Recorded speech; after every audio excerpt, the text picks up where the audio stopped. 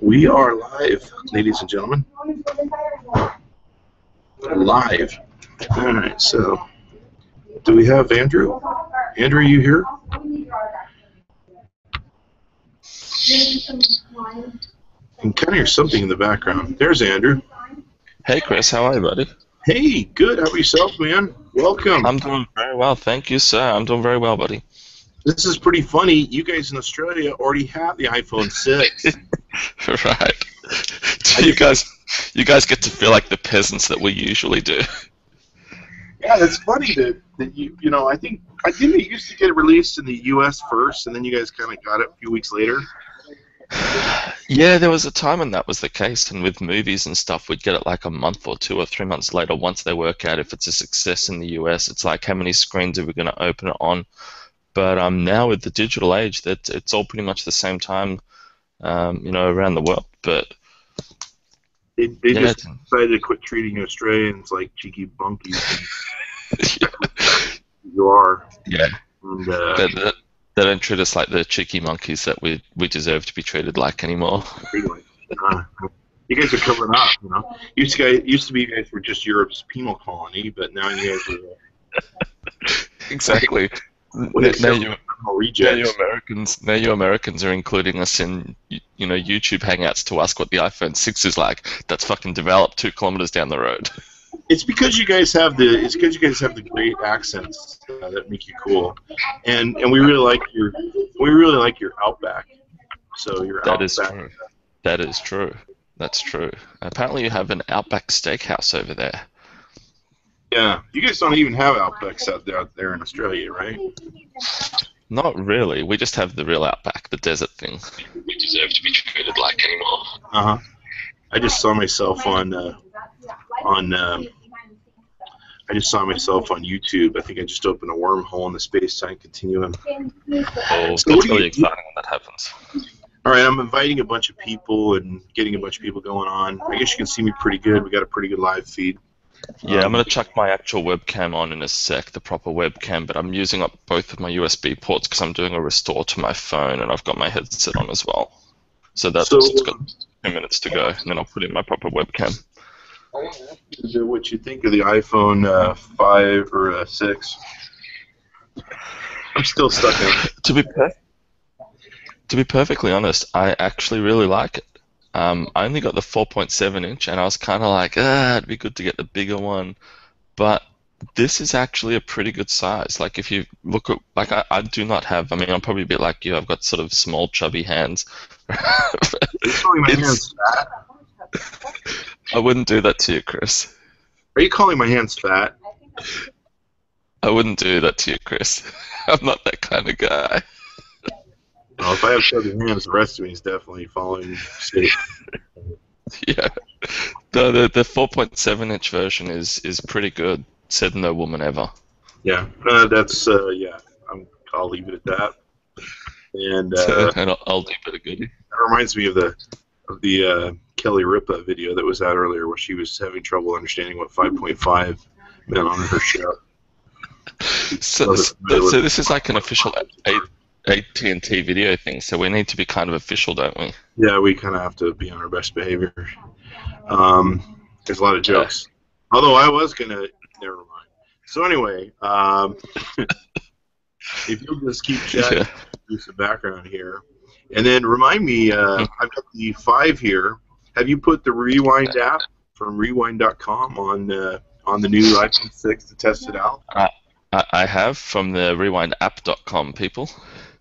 We haven't bought rewind.com yet. That's on our to-do list. It's on the shopping list. But I have put rewind.app.com on the device, and it handles really well. That's my bad for not knowing the right plug of what should we call it? I invited Steve Wozniak to this. Didn't hear back from him. I'm actually going to try and harass him by ringing him through Google Plus, because he follows me in Google Plus. So what I'm going to do is try and harass him. I know he's at the Silicon Valley store. Yeah. I kind of cheated today. We should probably take bets.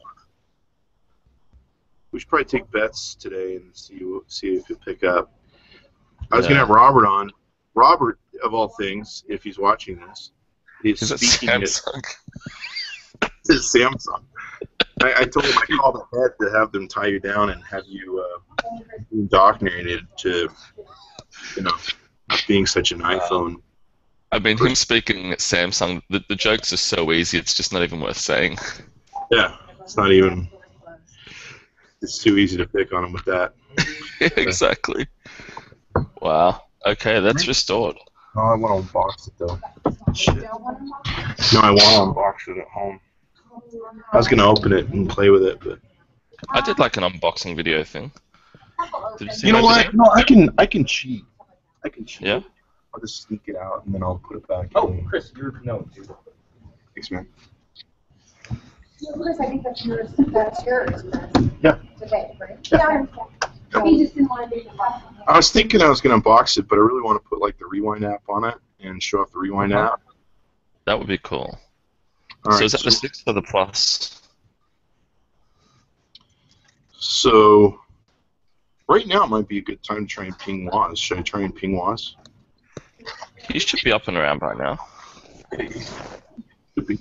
And he's probably not. He's probably not in front of too many trucks, right? Right. All right, I'm trying to get. Let me try and get the audience going here, and so I'm going to shut that down. So what I'm doing right now is I'm sending out mass links to the dealio, and I should have tagged Scoble in this.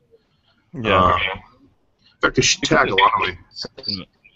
I should tag all my friends just to really annoy the shit out of them. I don't know why I didn't think of that. All right, so let's kill this link, and then we want to delete that, and then. Like 5:30 over there, isn't it? Yeah, it's 5:30 now. They have got the trucks here. Let's see, at Robert Scoble. Let's see if I can get Steve. Yeah. Who else do I want? Brian Kramer. I think Joel Com. We'll tag Joel Com. Who else should I tag? I'll tag you. Jason. Yeah, I think Jason was going to come along. He was saying to me last night he was going to jump in. Buddy Lance might come on. Who else am I thinking of? Oh, yeah, Tom Spano. Warren Whitlock. What else do I have invited? Brian Kramer, Tom Spano. Warren Whitlock? No, Warren, I don't think he can come. Warren's a good guy, but I don't know. I can't remember if I invited him.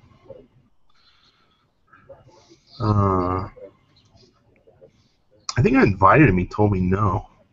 Yeah? Okay. Yeah. Chris Hewer, that's what I'm thinking of. Chris Hewer and John from Nimble.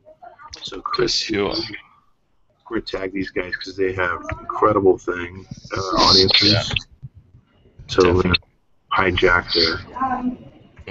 That's what I do with my friends. I hijack their audiences. Yeah. They do mine. Why would this come up? With Chris. At Chris. Here, there he is. He hasn't learned to spell his name properly. And then John Farrar Nimble. Okay. Alright, so we got... Yeah, I'll jump in. There we go. Get this shot right there. They got all the whatchamacallits here. So here is mine. Okay. Mine, all mine. Nice. So is it the Plus or the normal? Isn't it kind of funny they didn't put like the picture of it on the front? Isn't it? It's like they're too cool. It's quite funny because I was saying earlier today that it'll come to the point where they're just so cool that words and things no longer matter. They're just gonna have a big white empty screen and that's all you get because they've gone past design. And then no shit, like an hour later we get the box and it's just a white box. You know, I bet they did that for privacy so they could have the boxes made without whoever works for the box maker, you know, being like, hey, I see a picture of what it looks like. Let's sell that. Sure. I bet that's what it's for. I bet it's for security. Because they've had so many leaks. I was just amazing. I was watching your video that you did of it, and I was amazed how much, like, for months we've known exactly what it looks like. Right, isn't that it? It was spot on. Wow. We've known what it looks like all along. Uh-huh. I mean, I'm still getting in the shipments right now from all the case makers. Okay. And so the case makers are all doing their thing and stuff. And so here it is. I guess I should probably do this on video, on camera, huh? Let me flip back to wherever I'm supposed to be with you. Oh, hold on. I want to pay to promote that. All right, I won't open it quite yet. And looking at my belly. You can look at my belly this whole time, my big fat belly. But that's been fun. It's been exciting for me. Don't make me. FaceTime camera, live cam. Okay. Don't make That me should lose. be. That should be better quality camera, so you can see all of my imperfections. Yeah. How's that new baby doing, by the way? Baby's doing pretty well, mostly well, which is. Yeah, he's Miles is doing okay.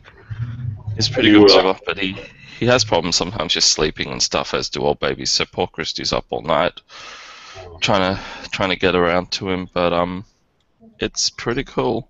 He's a good kid. You're helping out, right? Yeah, I'm helping out, man. I'm doing my bit. Definitely. I gotta see it. Oh, what? The App Store is temporarily unavailable. What the fuck is that? I don't know. Maybe they opened orders again or something. All right, so let's promote this. Oh, look, it finally uploaded from my Google Glass. I'm gonna pay $7 to promote this. Hopefully, AT&T will reimburse me the $7. Yeah. Have you had some coffee or some breakfast or something yet? It's pretty early I there. had some leftover Chinese that I had in the fridge, and I shoved that down my gullet before I ran this way. Okay, good quality. And then the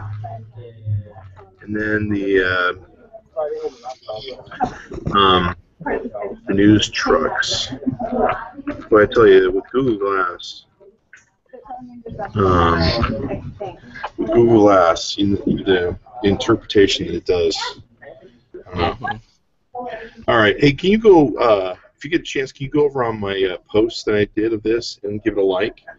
Because what... On Facebook or Google? Yeah, Facebook. Because what Google is going to, or what Facebook is going to do is give me a promotion for it based upon whatchamacallit, you know what I'm trying to say. All right, so we're going to do Hangouts on Air. Yeah, gotta get the Edge rank love from Facebook. Yeah. I get the media Facebook. marketing. Cult of Mac. Apple. So, those of you who are watching, I'm about to open the new iPhone 6 Plus. I will show you the iPhone 6. I promise. And you will be overjoyed. So, those of you who love Apple to a point that it brings you to ecstasy, prepare yourselves. Maybe turn down the lights. Yes. Alright, so let's get to... Sorry, I'm still sending out invites. Still spamming my audience with invites. So, what's the number one feature that you like out of it so far? I mean, what really stuck out for you?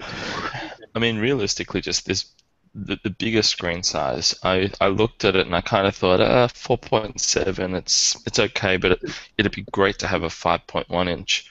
But now that I'm physically using it, the 4.7 is so much bigger than the 5. It's not funny. It makes a big difference. It makes such a big difference.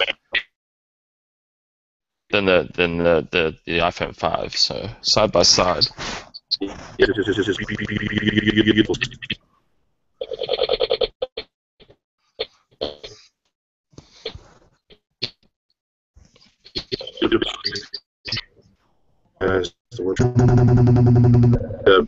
Can you see me? No, I cannot. And your audio is all over the shop for a sec there.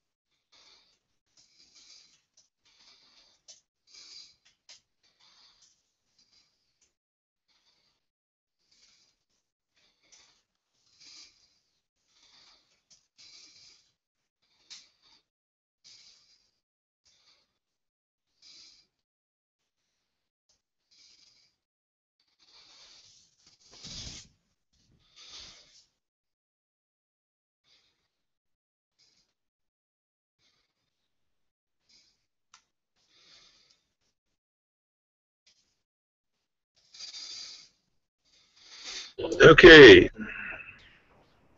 so we're back. Hello, welcome back. Thanks for holding on. Just some technical difficulties there with the computers. I know. I was kind of And I shouldn't open up a bunch of tabs, I guess. I guess that was my bad. So we got 9 viewers. I guess we'll open this iPhone. Can you see me okay there? There, Mr. Andrew? Okay. Yes, I can see you fine there. Okay. All right. So let's go ahead and clear bouncy data for fun. Okay. We just did. Oy vey. Okay. So you can see me pretty clear. We got a good signal. Yeah, there's a lot of roof there, though, to be honest. There's probably, I don't know if, yeah. Show up the story. Get the camera down. Yeah, that's much nicer. See, we got the... Why don't you try and get the background? Go. Yeah, that's much nicer. That's perfect. That's great. That's a really good vision. Right there. That's a great vision. You got the news guys over there. The news guys are over That's it right there. Right there, Chris. That's a vision. Yeah, they're doing their thing in their interviews. Yeah, because there's some people in the background. It's sort of happening. So all the PR guys are doing their interviews and stuff. So let's go ahead and box this. Okay. We got 8 viewers. Does it make you uncomfortable that I'm drinking red wine at your sort of 5:30, 6 a.m.? Makes me jealous. Makes me very jealous. So I guess we'll go ahead and open this, and I'll just kind of go right like that, maybe. How's that look? Looks pretty good. All right. Got some light. All right, done. This is the case, by the way, guys. It's from our good friends at AT&T.com with the fastest download and upload speeds. And you see a lot of their phones on the Chris Voss Show because they're good about wanting to promote them. So there you have it. Which phone is that one, Chris? Which iPhone is that? This is the iPhone 6 Plus. Okay. So there you have it. All right. Well, good night, guys. That was great. It's too beautiful to take out of the box. Why would I want to take it out of the box? Look at it. It's beautiful. I'm not even sure I touch it. I actually looked at mine in the box today for about a half hour before I took it out. Let's see here. All right, well, here it is, people. The iPhone 6, and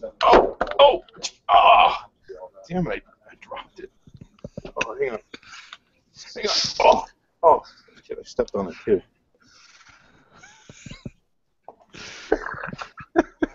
I wonder if it'll still work. If that thing broke, you were going to get on NBC tomorrow. Yeah. Here, this is what I really should have done, Andrew. This is what I really should have done. The new iPhone 6 launch. Let's see what's in here. It's the Samsung Galaxy Note 3. Hey. Okay. Maybe you could send that one back to where Robert is today.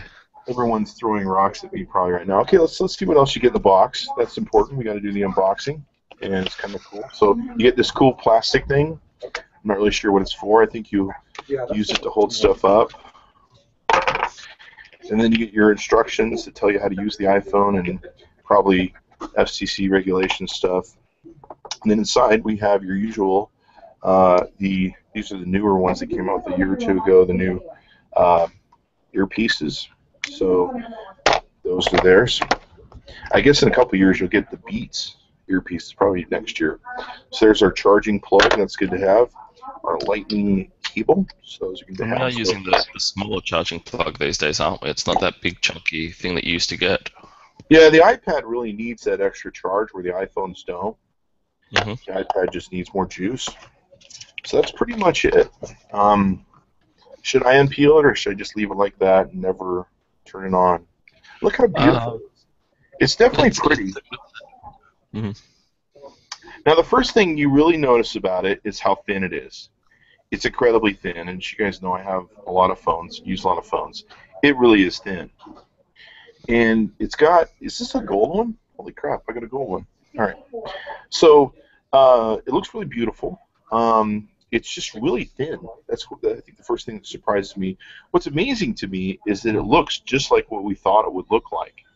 I mean, it looks like what we've known for months. So, and it's got the raised eye, of course, in the so let me show you how raised that is. It sticks out quite a bit, but I'm glad it has sapphire glass in it because it's going to keep it from getting scarred, or at least it's supposed to. I know some G2 users had the just peel that off. Look at that. It's like a baby being born into the wilderness. Wow. It was like pulling the placenta and the umbilical cord off there. It was like birth. And there we have it. Dun, dun, dun, dun, dun, dun, dun, dun. Dun, dun, dun, dun. So we'll give it the walk around. Here's a place for SIM card. Power button most likely is there. It's got a beveled screen where what it does, it rides flat across the, of course, most of the screen, but then when it comes to the edges, it rounds off, which gives it a nice tapering. It feels comfortable. It makes it feel a little bit more rounded and ergonomic. I definitely like that. Comparatively, where you have, let me see if I can break this free. Comparatively, where you have the iPhone 5S or 5, it's very jagged, very rigid, very square, and everything. It is very beautiful. There's no doubt about that. But the iPhone 6 is definitely beautiful. I love the beveled edges. It just kind of rounds itself out very nicely here on both sides. And so even on these edges that are on here on the back, it's rounding itself around. So you've got probably a microphone hole that's right here. You've got a, I believe that's your earphone jack. That's going to be your charging sync port for your Lightning, your speaker. And then across the top, nothing really across the top there. On the side, we've got your mute button. Mute switch is really small, which is really nice. And then you've got these really good-looking volume up and volume down buttons. So beautiful, beautiful stuff. This is going to be, I guess, the gold version, or I think there's a more logical way of saying this, right? than gold? It's like, isn't it like? No, I think it is gold. There's the silver, and the silver has the light silver backing with a white front. There's the gold one, which has the white front as well, and there's also space gray, which is the black front with the darker gray on the back, which is the handset that I've got. Then the home button almost looks a little bit smaller, but I could be crazy, but it feels smaller. It looks slightly smaller on the home button. It really does. It doesn't feel as big as the 5S, but it's a small difference, but it's significant enough that I can tell. Now, what you're looking at too, by the way, I should tell you, is the 5.5 inch version. This is the iPhone Plus. We'll show you the iPhone 6 normal here in a bit. Once we get a hold of it. Right now, they're showing it to the news folks. That's the iPhone 6 that I've got on my screen at the moment, Chris. There you go. There you go. You got a black version. So yeah, I've got the black version. That's next compare. To the 5. Here's a comparison so that's mine. Of the iPhone 5S to the iPhone 6 Plus. As you can see, that's quite the difference. I mean, that's definitely a difference. But to me, it's going to be more beautiful because it's a true 1080p screen. I really highly recommend that people buy the 6 Plus. And I know the ladies aren't going to like that because they have small hands and stuff. But this is going to have a 2,900 milliamp hour battery in it comparatively to the iPhone 6, which is only going to have about 1,850. And for me, having the bigger battery is real important. Having a 1080p screen is real important. I was going to get that other iPhone 6. We're working on it. Okay. I'm still getting more viewers, so I got plenty of time. So anyway, should we turn it on? What do you think? Let's turn on. No, let's not turn on. Who wants to see it turn on?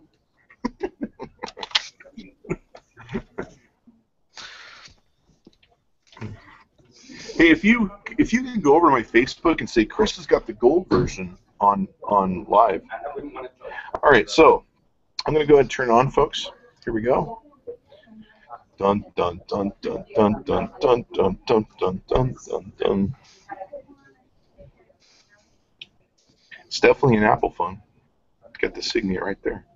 But no, I think it's beautiful in the way that it's designed. The beveled or tapered edges, however you want to describe it, just give it a nice look and a nice feel. I mean, one of the complaints I did have about it initially when I saw the pictures was that it looks kind of plain,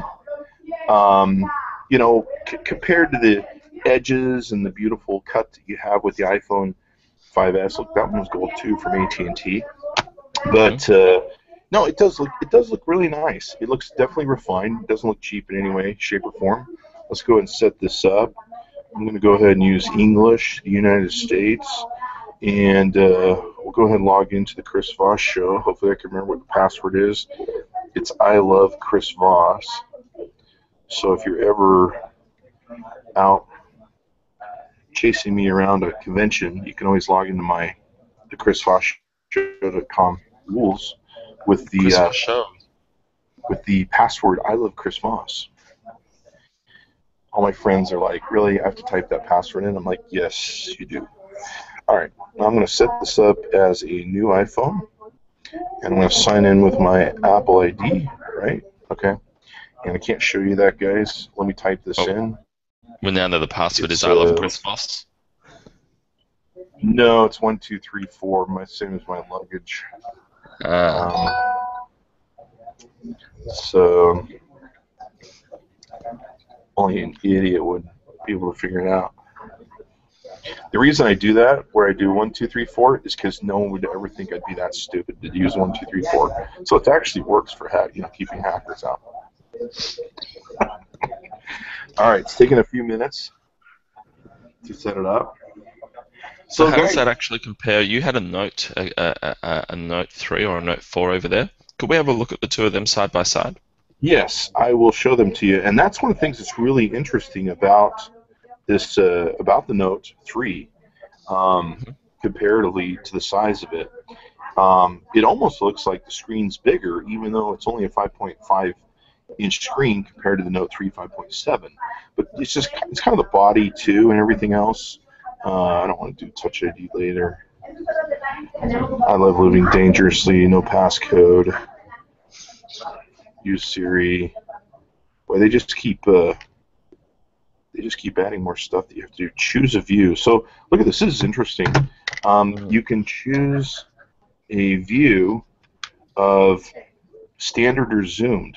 So I imagine the zoomed is kind of a way to, let's see, choose the way you like to view the iPhone. The zoom shows larger text and controls, and standard fits more screens. You can change this any time. So I guess this is kind of designed for people maybe you can't see as well, or maybe because the phone's so big they wanted like a zoom version. We're going to go ahead and choose the standard version, and that looks fine to me. I haven't gotten quite old enough where... And there we go, ladies and gentlemen. Welcome to the iPhone from the AT&T. There we go. Does the AT&T logo on here? Use this device to share your locations and find my friends. Yeah, I'm going to go ahead and do that. So what network is that one on? What's that? What network is that one on? AT&T, the AT&T with fast downloads and upload speeds. And for those of you, we're in the AT&T store right now, broadcasting live. It's 5 a.m. Well, I think it's almost 6 a.m. in the morning. Look, that's me. So right now we have TV crews that are doing stuff over there, and TV interviews and some crazy people they let in the store, evidently. Our good friends. So here's the phone itself, and here's a Samsung Galaxy Note 3. I'm going to try and see if I can hold it base to base.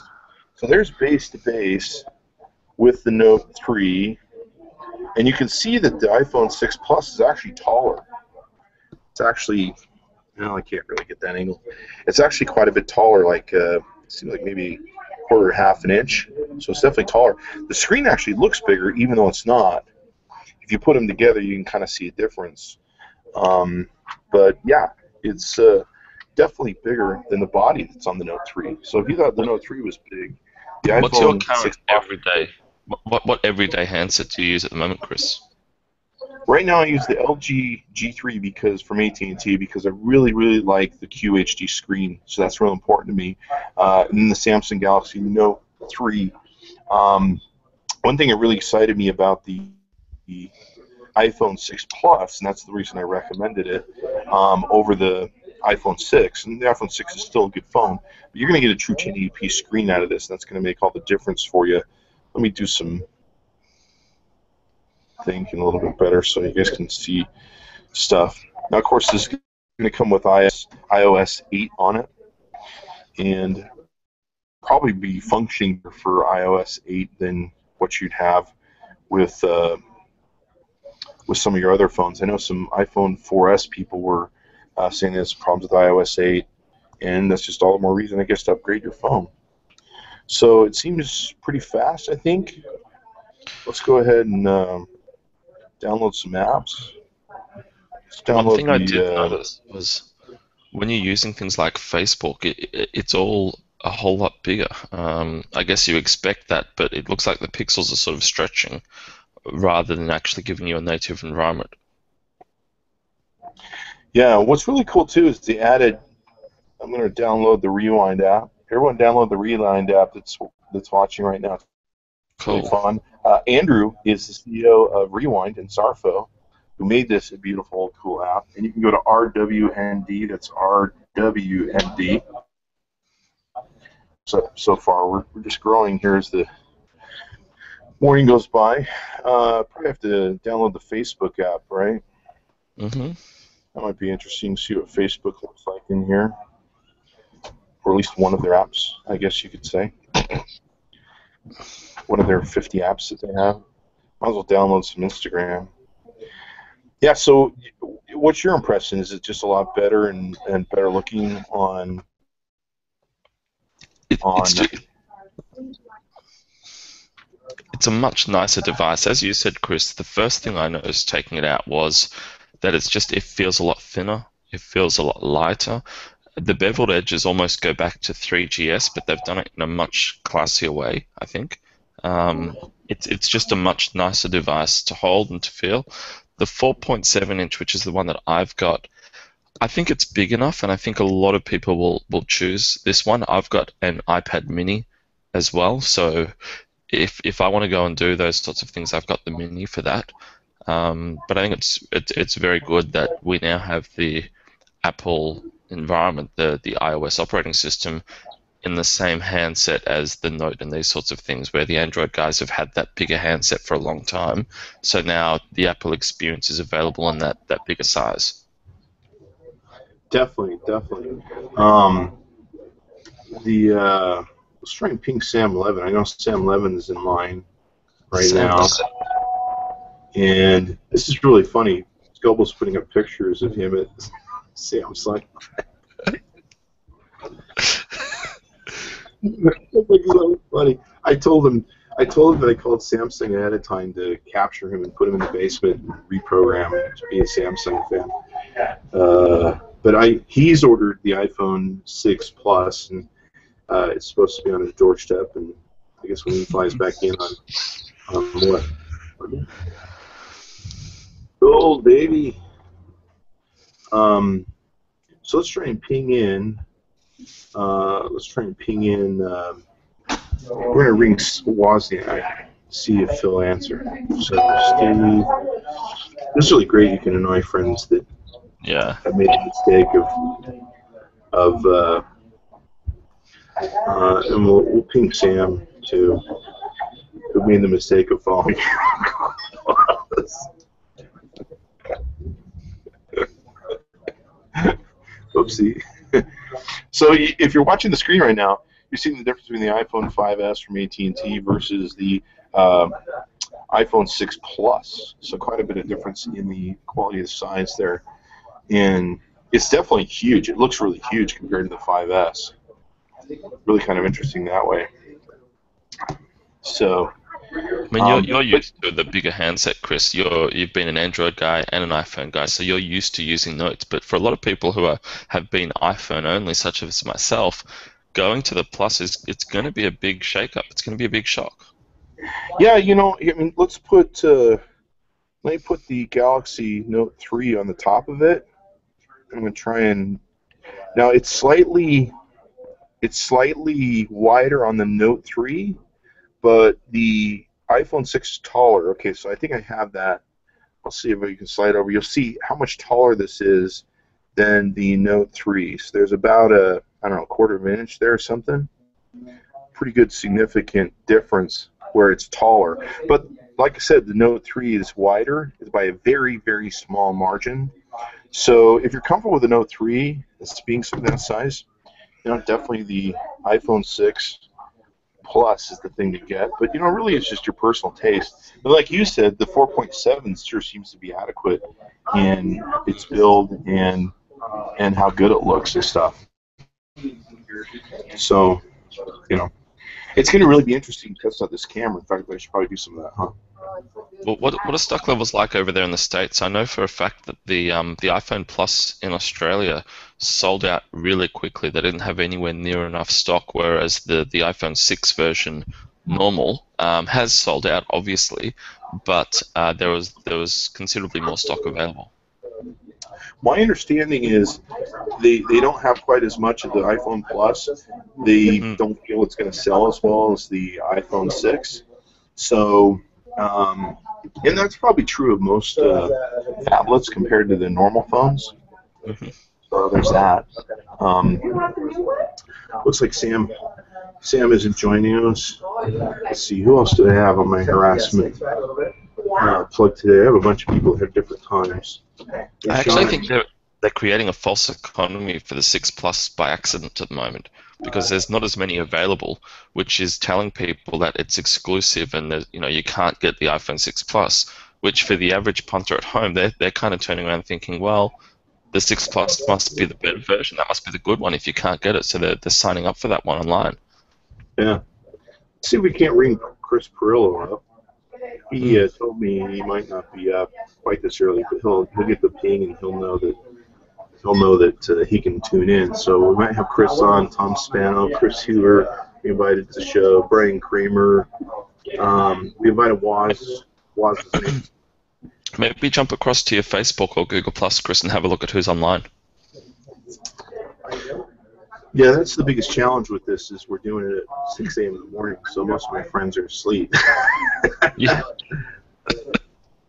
Yeah, I can see Brian Dodge is on, a few different friends of mine. Dave Weiner, we could probably try inviting Dave Weiner, see what he thinks, but I don't think he really cares. That's the biggest challenge, just who's up this morning and yakety-yakking. But, so you've had it for like almost 10 hours so far, right? Yeah, correct. Yeah, pretty much. I've had it since lunchtime today. It's now 11 o'clock in Australia. So I've been playing with it since then. The story is this guy who has this picture that he made, this photographer. They've added oh, they didn't. I thought they added a little thing to it. But that picture, he didn't know that it was going to be on the iPhone. They just bought it from him, and he was blown away when they said it was on his iPhone. So he's like real excited. Apple paid for it and everything, but he was like blown away that that's his photo that's going to be on that. Wow. Now, looks like I've got a pretty good battery show so far. So we want to do a few things here. We want to put our Facebook contact in here, and let me take care of the username and password on that. And what we'll do is run some tests. We'll see what this looks like with Facebook. We'll take some pictures, run some side-by-side tests with the. What does Rewind use? It uses Facebook to log in, or Twitter, or? It uses Facebook. So you can jump in and create some rewinds on using Facebook to log in. Okay, so let me do.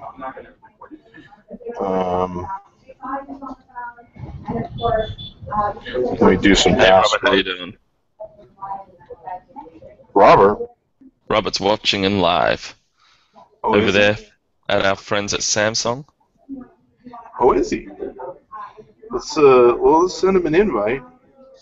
He said he probably wouldn't be able to do anything, but Robert, I'm going to send you an invite, and if you can't, just ignore it and don't pick up.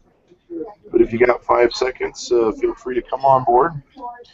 So it's good though that our friends at Apple are actually pushing these things out with 80 or 90% battery, which is really cool. So that when you get your handset, you can play with that thing straight out of the box. I got to tell you, the screen action is smooth as all get out. It really does. The beveled and tapered edges really make a difference to how it feels ergonomically in your hand. It really feels like a thinner phone than it really is. And I don't know what that is. All right, so I believe we have Facebook working, so we'll see what Facebook looks like here. Looks pretty big. That's what I was saying earlier. It's like it's actually just expanded pixels per se. It doesn't look like it's using the Yeah, definitely everything is bigger. Look at that. Here's our good friend Sam Levin. Yeah, it's definitely bigger. The font is bigger too. The font is really big. Did you get that on the Note Plus? This is on the. No, but does that happen? Is it the same visual on the Note Plus per se? I don't think so. There might be a way for me to tune down the. No, see, it's definitely. Where am I at here? It's definitely smaller on the Note 3. So on the Note 3, the font's smaller, but there's probably a way to adjust in the settings where I can take the font down if I want. I'm sure there is. So looks like Scoble commented he's watching, but he can't join right now. It's gold. It's gold, Robert. That's okay. He might check in later in the day. Yeah, he's speaking, so it doesn't make him. Yeah, probably it's not a good thing to talk to us anyway, since he's at the Samsung headquarters.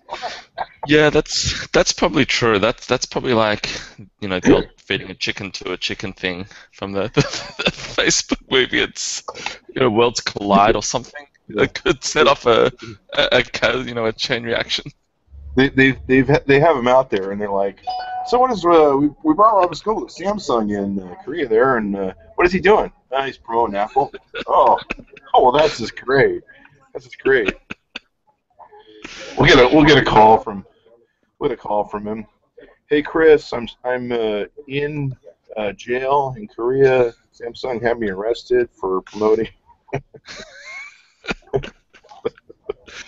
don't know what we're doing. So be like, you got to bail me out, man. So, yeah, baby, I'm jealous. Old Scoble's jealous. I actually made Scoble jealous. Hey, there you go. So, it's your stunning good looks, Chris. it's my gold iPhone. It is your gold iPhone. I'm gonna put this thing on a chain like a rapper, man, with the gold chain. I'm wearing it around my neck, like Flavor Flav. That is a good idea. There you can see it with the Delio. Now, there's definitely this rotation thing that's going on. I don't really have. You don't have that on the iPhone, where there's a rotation. No, it's not on the normal 6. That's only on the. It's not even on the actual 6 iPhone. That's only available on the 6 Plus, the horizontal rotation. Oh wow, that's definitely wild. It's kind of annoying for what I'm trying to do. So if you go into the Facebook app, does it do that on the Facebook app? Is that built in yet? Looks like it's having some issues with the app from Facebook. That's Facebook's problem. Mm-hmm. And we're going to go ahead and say that's okay. All right, we got the Rewind app on here. Swipe me. Oh, that's cool. I put up some really cool. This thing's working great with the. Look what they got going on. There's some college students that got a hold of the Rewind app. Yes. The hashtag is wasted. The guy actually hits his head. We saw that earlier. That's pretty bad. Oh, that's funny. Oh, no. So this is the Rewind app, and Andrew Cunningham is the CEO of the Andrew app. Pull up to make a rewind. Oh, this is cool. This is the new version that tells you how to pull up to make a rewind, to make your own. For the kids at home? Looks like I'm going to test your Facebook login. Oh, you guys got Facebook login now. All the cool kids are doing it, Chris. Yeah, I feel cool now. So there's ways. Look at all these fun stuff, dancing. That's Joel Comm did that one. I actually have a special pre-version, which allows me to see who creates them. This is really cool where the guy jumps out of the water. Now, one of the neat things is later on this month, you guys are going to have profiles where people can make their own profiles and build them out. They can basically become their own, like, Vine stars, only they'll be Rewind stars. This is interesting. All right, so Rewind works like a charm on it. Download it, guys, at rwnd.app.com.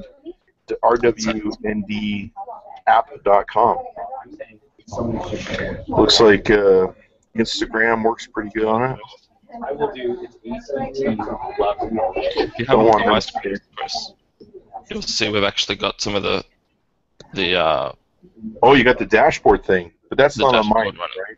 No, it's not. And then I can actually click through, and you can have profiles and follow and all those sorts of things. So you're probably not seeing that yet, but that's all in there. That's all in beta now. Cool. That'll be available soon. That dashboard's going to be awesome. So that's what it looks like. We've got the LG G3 from AT&T here. You can see now the LG's got a 5.5-inch screen, but the body it's very edge-to-edge on its build. The body feels a little thicker at its center point than the iPhone 6 Plus. The thinness of the iPhone 6 Plus, I think, is the thing that really stands out to me the most of it, other than the fact that it's got a giant, beautiful screen too. But this is really interesting how it's got the rotate over. And of course, I have that on the Note 3, so that I just have to get used to finding that on the iPhone 6. We got a ton of viewers. Holy crap. So there it is, folks, the iPhone 6 Plus from AT&T.com. Why don't we try out the camera? What's the weight of that thing like compared to the Note 3? I don't know officially. We'd have to look at the specs, but I think it's just like a gram or two difference. Is it thinner? Not that much of a difference. I think the iPhone is just a tad bit thinner. I think, at least it feels a tad bit thinner. We'd have to look at the specs, but I know it's really close. It's almost not worth considering, I guess. But the thing that makes a difference on the iPhone is the beveled tapered edges. because they feel thinner because they taper off here on both sides. So it gives you this brain perception that it's thinner than it even is, which I think a lot of people will really enjoy and stuff. So let's take a look at the camera. There's going to be some cool things with the camera. And you've got your square, you've got your pano. The one of the things I'm excited to try and play with is they have slow-mo now that could do 240 frames per second, but they got time-lapse. So you can make time-lapse videos. So no one has that. In fact, the Android product doesn't have time-lapse yet. But you can probably get it through an app. So let's go ahead. Let's make sure our lens is nice and pretty. And let's somebody should take a picture of it. Didn't Facebook just release that time-lapse app? Hyperlapse or something? I'm pretty good looking. Photogenic. All right. So we'll take a picture. Like, look, go and do a burst. You can do like 12 shots. If I hold this first, right? Yeah. Wow. Look at that. It's machine fire. Wow. That's 34 pictures it took. Holy crap. Oh, yeah. It just took like 34 pictures in burst mode. Stupid fast. Wow. Wow. This really captured your vanity, something fierce. So, oh, this is interesting. So instead of giving me like a pile, it gives me like the burst mode. It puts kind of in a section. It'll do like a best shot. So it picks the best of the burst shot. That is nice. That is definitely sweet. So let me find a good picture. And I'm not sure how well you're going to be able to see that transpose. But the pictures look awesome. The burst shot was pretty cool. I held my finger on the button, banged out about 30 shots. It was kind of like holding my Canon camera and stuff. It's beautiful to look at. I mean, the pictures, just seeing the pictures in 1080p really make all the difference. It's very responsive. There's supposed to be some better editing on here that you can take and deliver. This is pretty interesting. So you got the ability to edit it, but there's also I can select the best burst shot, and then what's also interesting is I can actually put a heart on photos that I like, or at least, yeah. So I can kind of put a heart on them so I know maybe which photos that I want to keep for later. That's kind of nice. I like that as a camera feature because I have them on the Canon. And as you're shooting and you take shots that you like that you want to remind yourself later that you think are the shots you want to keep, you can take and do that. Let's go ahead and we're going to take a comparative shot with the Note 3. And, you know, this camera's got a scratch in the eye. It's really not even something we should probably be comparing with. Let's try comparing with the LG G3, which I think has a better camera anyway. At least I prefer it. And let's see if I can't grab a picture of something that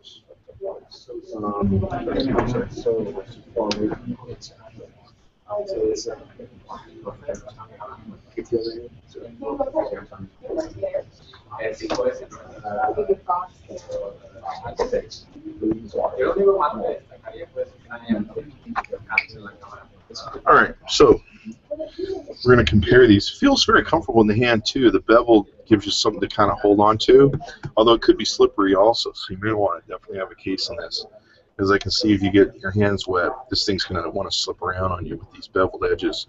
Whereas normally with the iPhone 5S, you've got, you know, that nice ridge you can hold on to, the square. So definitely a little bit more slippery, I'd say. Definitely want to have a case on these babies.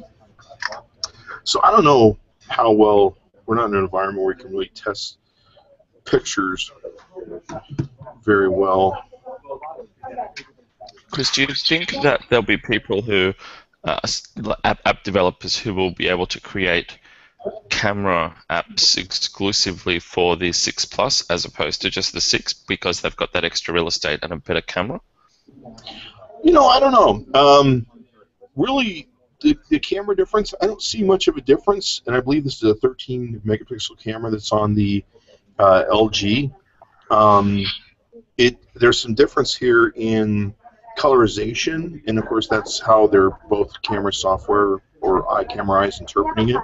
The iPhone 6 Plus looks a lot more kind of brighter Detail looks pretty much the same on both of them. Let's see if I can blow them up.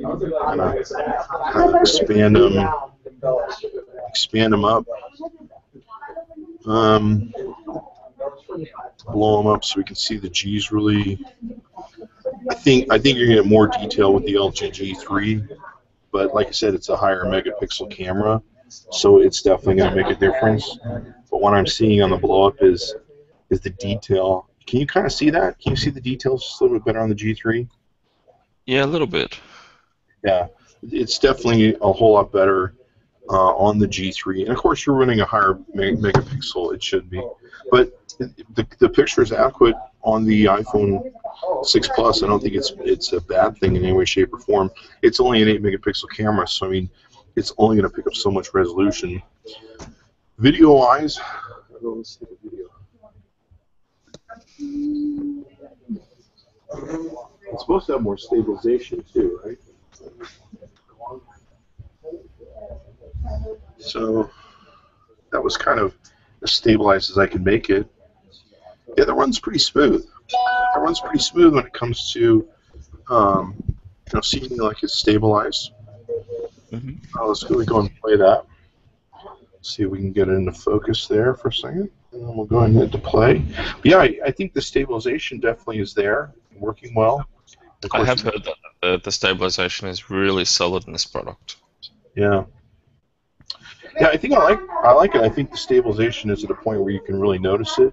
And unfortunately, you're going to see me shaking holding the phone. But from what I can witness for you, the stabilization does make a difference on it. And that's still out of focus, isn't it? So, yeah, I'm impressed so far. I mean, for iPhone fans, this is going to be an exceptional phone.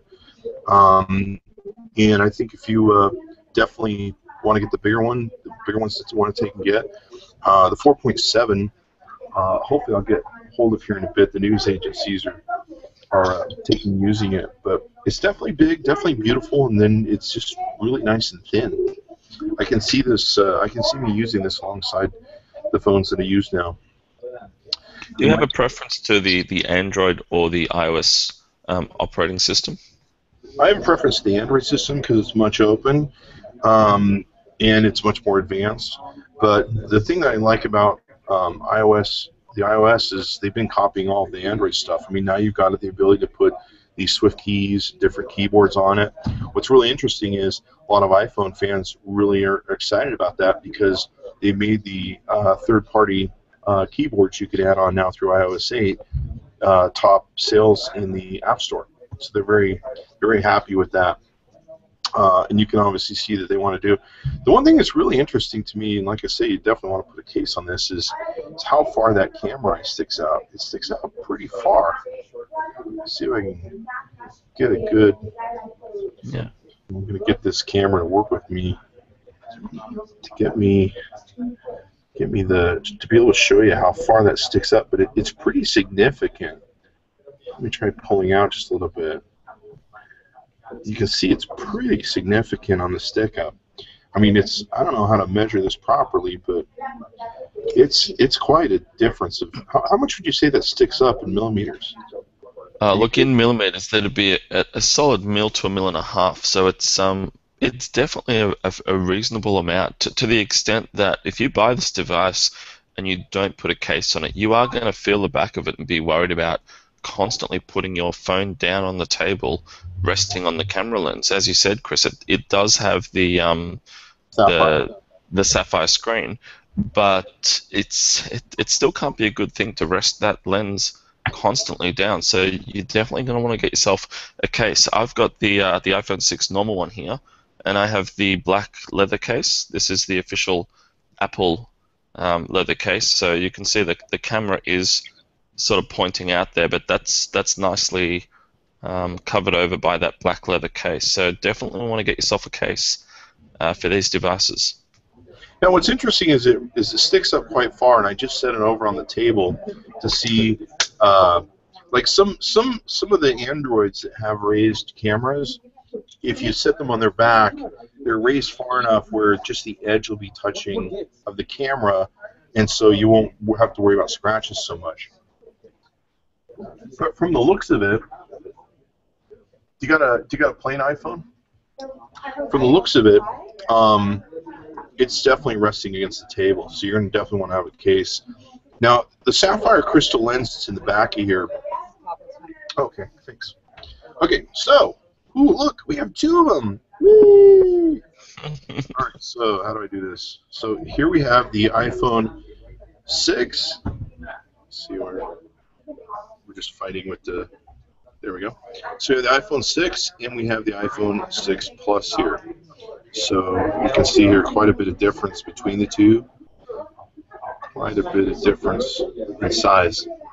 And then let's go ahead and compare it to the iPhone 5S. Pretty interesting, huh?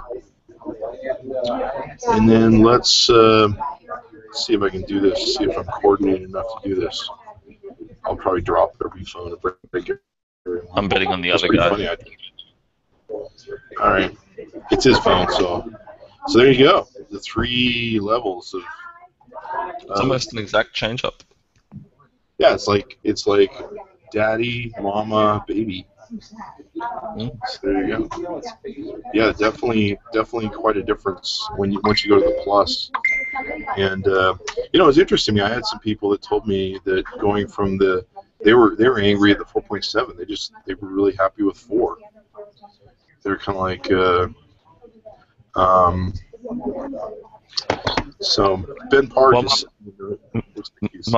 My wife is one of those. She had a play with my phone today, and she sort of was like a bit bummed out with it. She's kind of thought, you know, the 4 is a perfect size. She's got the 5 at the moment, and she sort of felt the 6, and she doesn't really want to go there for even the 4.7. It definitely is.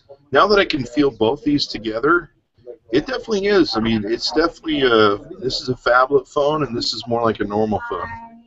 This feels very normal and you know, just like most phones you're going to find in the market, but this definitely feels like you go to a whole phablet here. Definitely a difference. The feel on them is pretty much the same. It's got the rounded bevel tapered edges, so it feels very comfortable. You know, I got to tell you, weight-wise, God, I really don't feel that difference in weight. I mean, they really feel fairly. There's a slight difference in the Plus. But not much. I mean, they're so thin and pretty light. There's this doesn't feel like a heavy phone. So really, the sense you're going to get from this is just bigger in a screen size and everything else, as opposed to the iPhone 6, the iPhone 6 Plus. So there you have it. Definitely interesting. I don't know. He's got a passcode on here. Let's take a look at the whatchamacallit screens. And the 6 normal device is really only marginally smaller than the Galaxy S4, Galaxy S5. So that iPhone 6 is really tailored out there to take on that, you know, HTC One, the Galaxy S4, Galaxy S5 market. Yeah, it's definitely, you know, I mean, you see Samsung doing this, where Samsung is taking and you know, has the S5 and they have the Note 4, LG is following that and everything else. So this is really smart of Apple to do this, where they have a phone that placates their phablet market, and they have a phone for normal people that can have this. But I definitely prefer this iPhone 6 over the 5S. It feels really nice. It's really light in the hand. Doesn't have those cutting edges that you have. It's still very, very beautiful. And the like I keep saying, the beveled edges make all the difference. You can see here with also the iPhone 6, it's got this raised sapphire camera in the back. You know, do you think it's possible, Chris, that with that raised sapphire camera, they're really trying to get everyone to put a case on it, which will potentially reduce the number of damaged returns that go back to Apple? So do you think there's a sort of, you know, I guess back-ended thinking process behind that? I don't think so. I think what it is they've made the case significantly thinner in the body. They just didn't have the room. Like if you look, the iPhone 5S definitely feels thicker. And I know they put, I think, a 7-element lens into this, and they also had to get the sapphire glass in there. And I think they did do some improvements to the camera eye, and I think they just didn't have enough room. And I mean, I think that's good for users because, basically what Apple said was, we want to give people a better camera experience, and if we got to make the thing stick out, that's just the way it's going to have to be. So obviously they didn't chimp on quality and everything else. But yeah, you definitely want to have a case on it. Apple really doesn't make any money off of cases.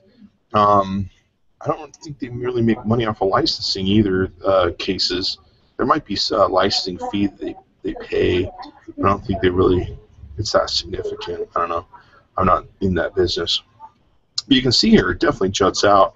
Now, this is supposed to be a sapphire crystal lens that's on here, so it's supposed to be unscratchable. But the LG G2 was one of the first ones that came out with the sapphire crystal lens, and people were able to scratch it, and I've also heard that people were able to scratch the sapphire crystal lens that's on the LG G3. I haven't scratched mine yet. So, you can take that with a grain of salt for whatever you want. I would definitely, you make an investment of, what, $700 in these phones? You definitely want to take and buy a $40 case, $30 case or something to protect that eye. Because, one of the other things is you could really tear that on something. Like, all that's got to do is get a good grip, or maybe my dog would decide that it just wants to chew that out of there. Some kid will just be like, what is that? I'm taking that out. Almost feels like you can grab it and unscrew it. Like, so I think you definitely want to get it going. What's interesting is the flash mode is definitely smaller. If you look at the flash element on both these, see how the flash element is really big on the iPhone 5S, and then on the element for the iPhone 6, it's much smaller.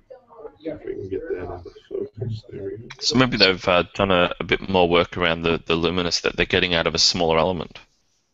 What's interesting too is the microphone hole is much bigger too, that you can see on the iPhone 6. Yeah. It's bigger, it probably picks up better sound and everything else. So I definitely like the hold of it and the feel of the iPhone 6. I mean, it definitely is comfortable. It's very light. And this thing definitely feels like a phablet now that you put the two of them together. But the real difference is going to be, this is not a full true 1080p screen. This is true 1080p if you really want to enjoy like a 1080p movie like I do on Netflix or something, or on Hulu Plus, or like I like to watch my football. This is going to definitely make a difference for you.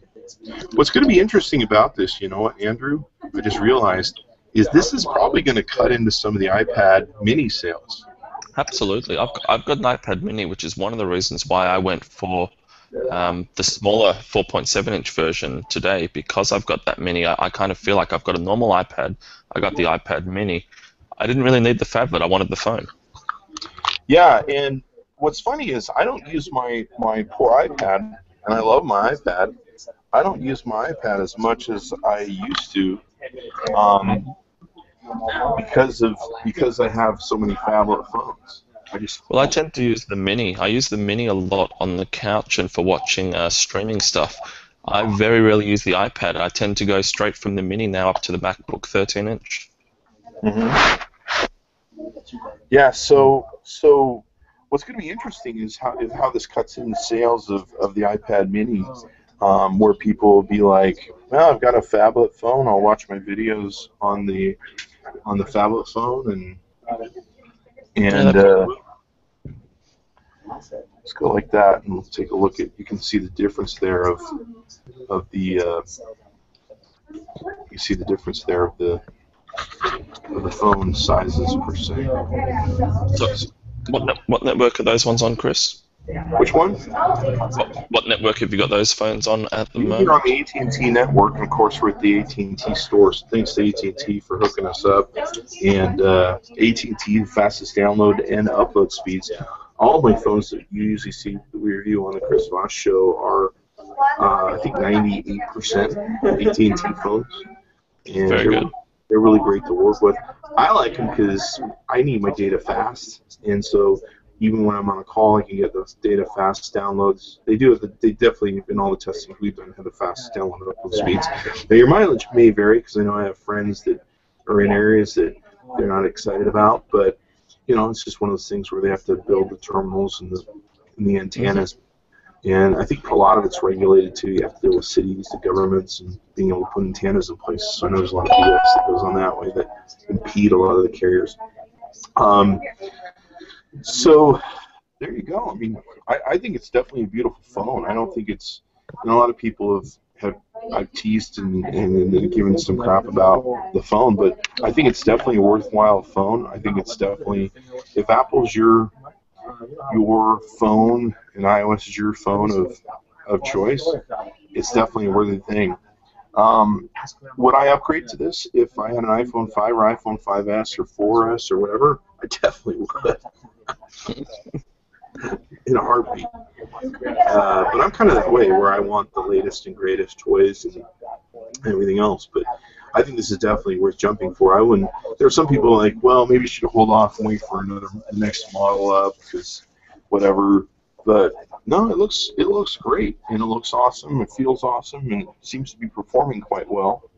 So there you have it. We're not going to get another physical phone for 2 years. If there is a middle phone, it'll be the 6S, which will use the same physical form. So realistically, we're not looking at another handset for at least 2 years. Yeah, and I'm not really sure how you can improve on this much more than what you have already. I mean, really, the only improvement could be specs. In 2 years from now, you could have a QHD screen. You can have maybe a higher megapixel on and in the iPhone. Or you could have a hologram jump straight out of the phone, and we could go back to like a 2-inch Nokia again. That would be cool. A hologram that would come out of Tupac the Rapper. That might be interesting. So in 2 years from now, you'll say, "My friend Andrew, back in 2014." Yeah, and I probably should give AT&T another plug. Right now, we're broadcasting this on the AT&T network on a AT&T MiFi that you can get. This is actually a Nortel or Novatel MiFi. They have a couple of these from AT&T that does 4G, and these things are, you just have to have these. Holy crap, these things are... You're saying you're actually not on a hardwired Wi-Fi or something. You're actually on mobile at the moment. You're mobile wired. On mobile. So you're seeing the image you're seeing on the AT&T network. We were going to try and hook into their network, but evidently they have the proper security codes and all that stuff. I was going to try and download all the AT&T secrets, but I guess I can't. So, well, let's see. Who else I guess Jason wants to join us now. Let's give Jason a seat. Okay. So now, are you guys, I know that Rewind is programmed two ways. You guys are programmed with the old version of iOS 7, and then you guys have the new code. Do you guys make a manual switch over to that? How does that work? That is a very good question. We do have a Rewind app available in Swift, which is the new code. We haven't switched over to that as yet, but we probably will be doing that at some point. We've actually done a full development into the Swift language, which is actually going to help with iPad compatibility and things like that. But right now we've actually made it so the app will work on the iPhone 6 and iPhone 6 Plus straight out of the box. So you don't need to worry about anything.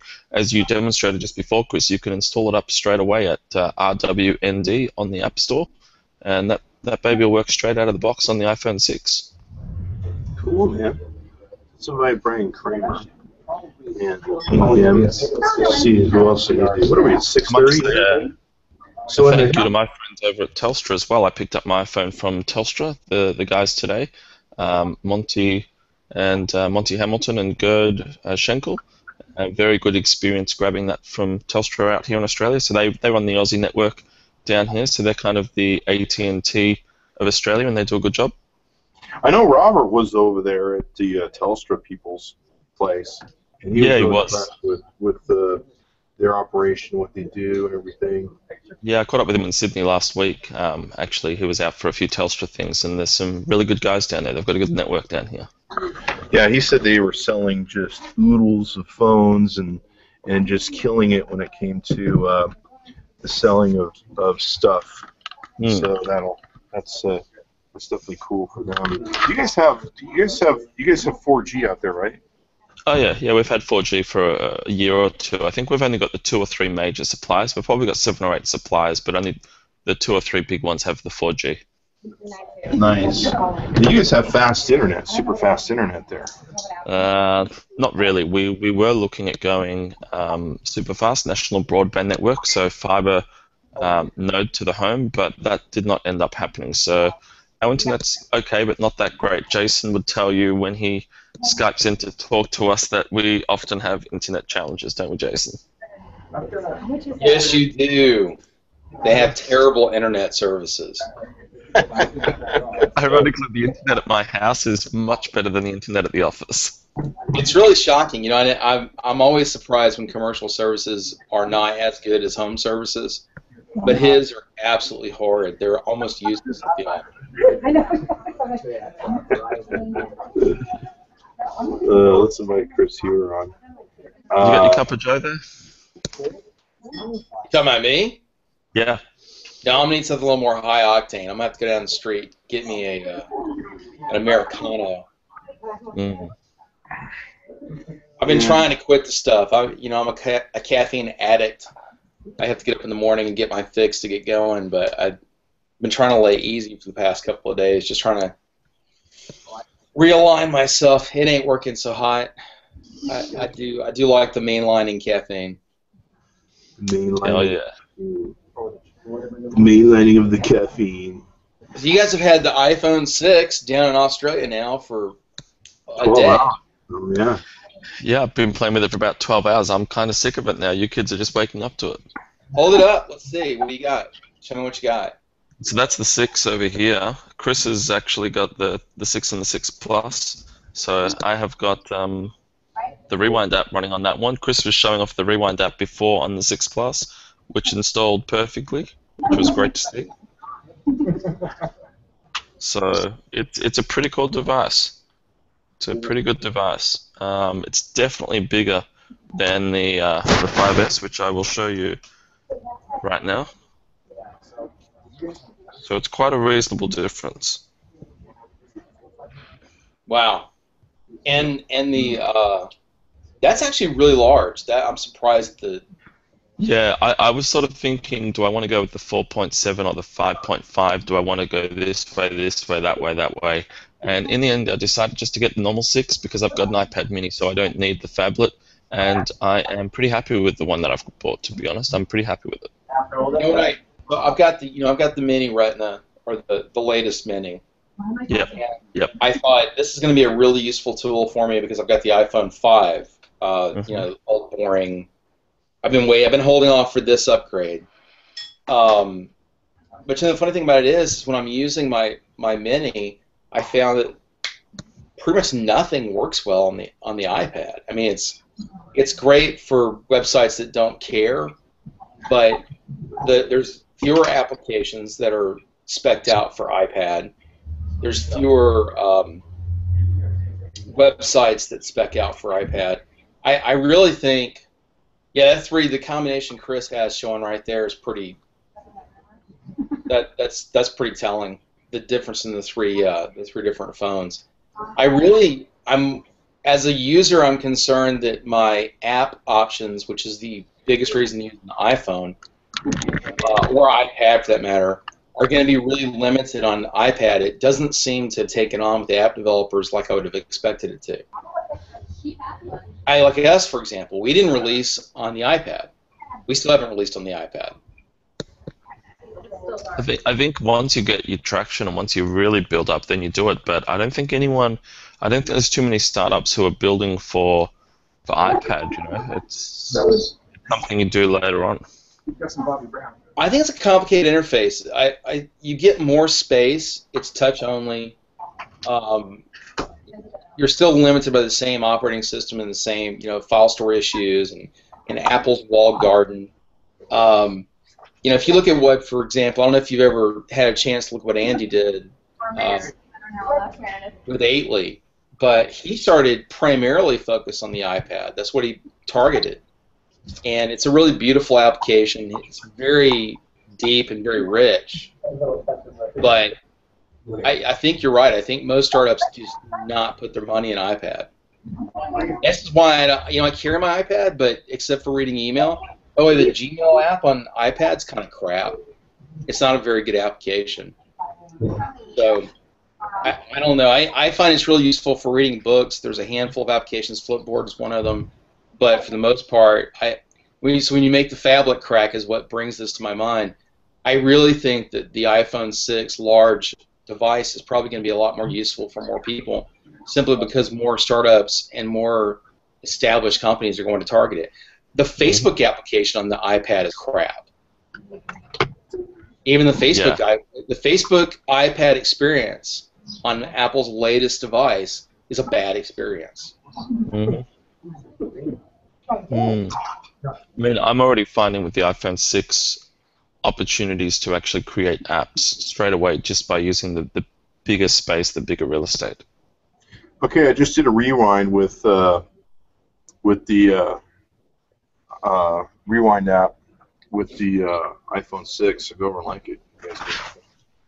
And then I'm putting it over on Google+. We'll go ahead and do a hang with here. Scoble couldn't join us. He said that he's at Samsung. So he doesn't want to do an Apple event while he's at Samsung. Speaking of Samsung, so I think they'll throw him out if they catch him. Yeah, the irony is pretty abusive. He's watching, so we have that. All right, so let's go and start a hang with broadcast. I was going to use the new iPhone 6s with the broadcast, but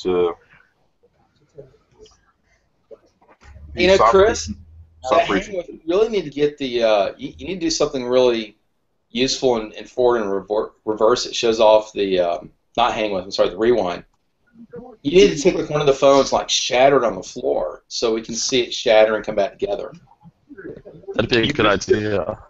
You missed it when I opened the iPhone. I dropped it on the floor on purpose. It's on video and everything. Yeah.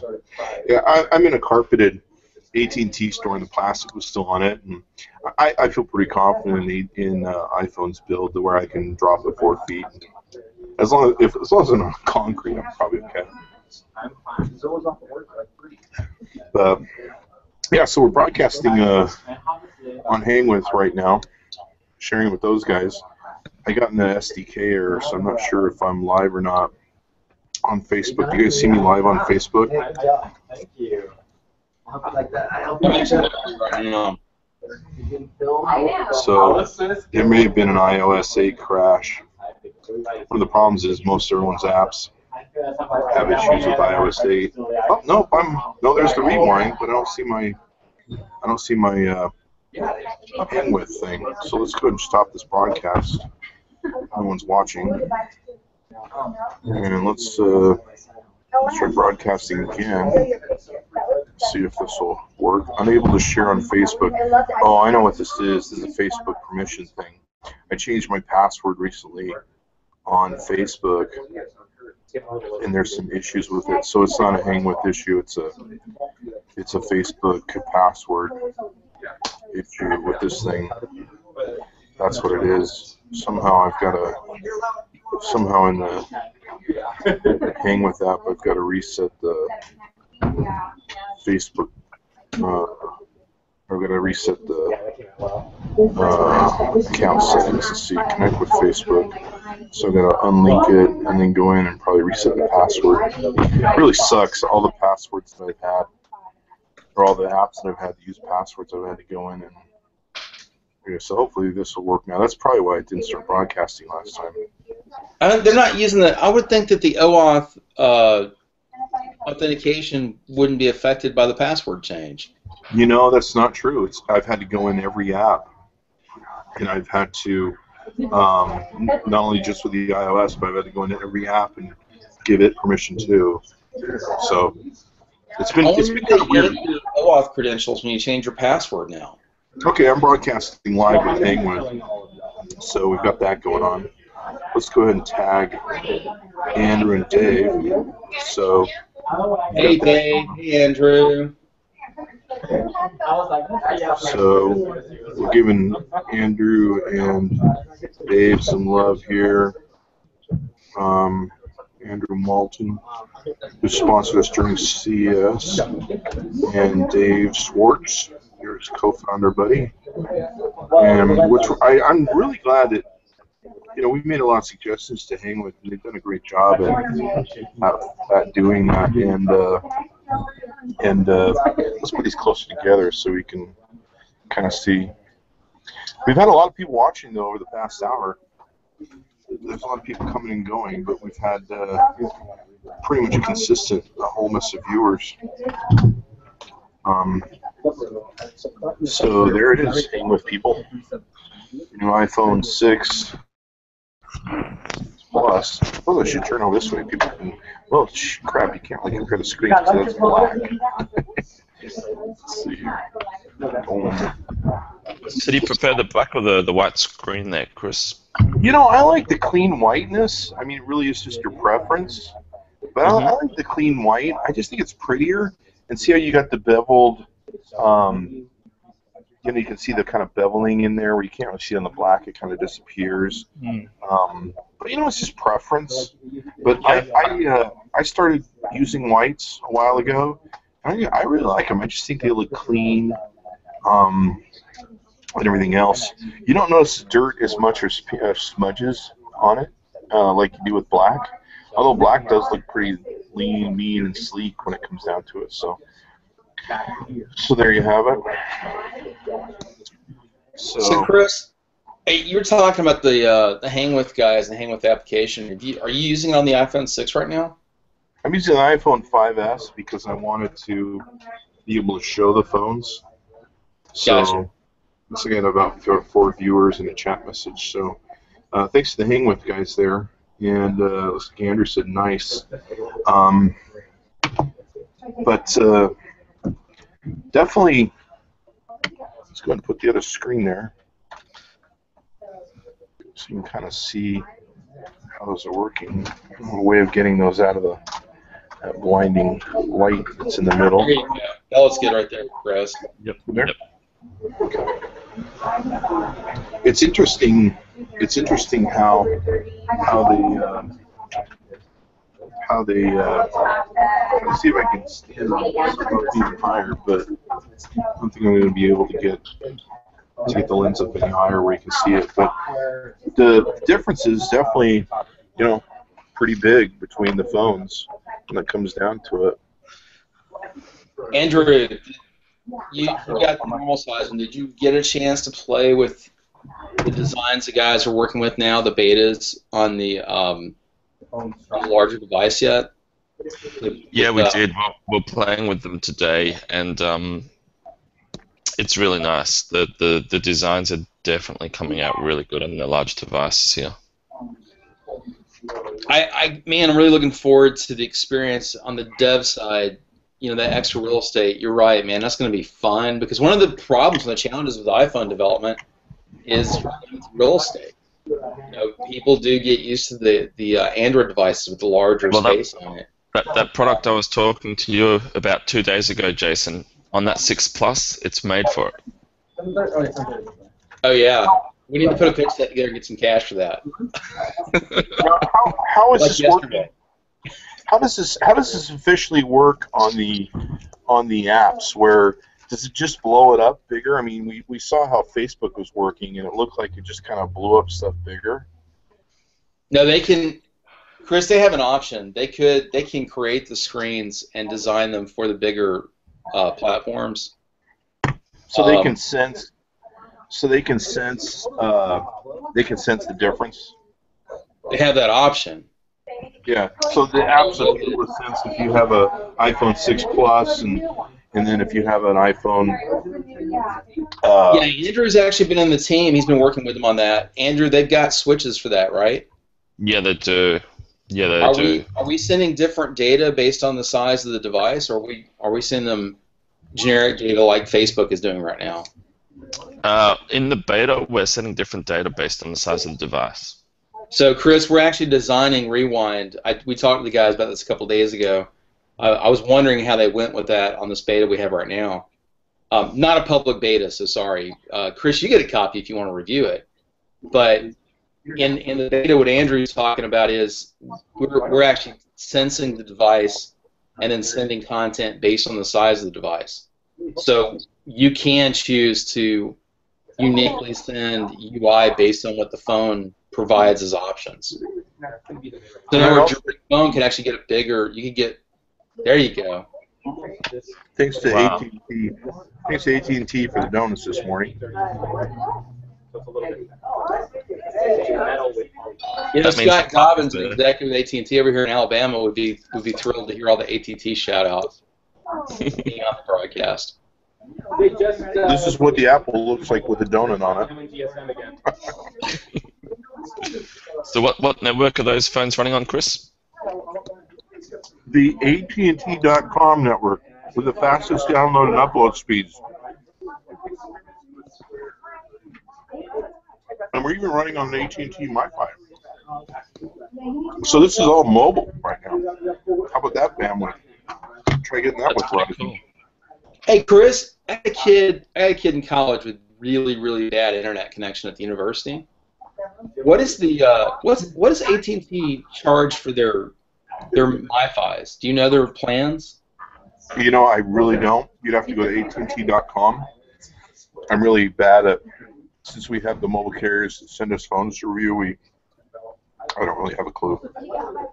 So we'd have to go to AT&T.com and look at their plans. Yeah.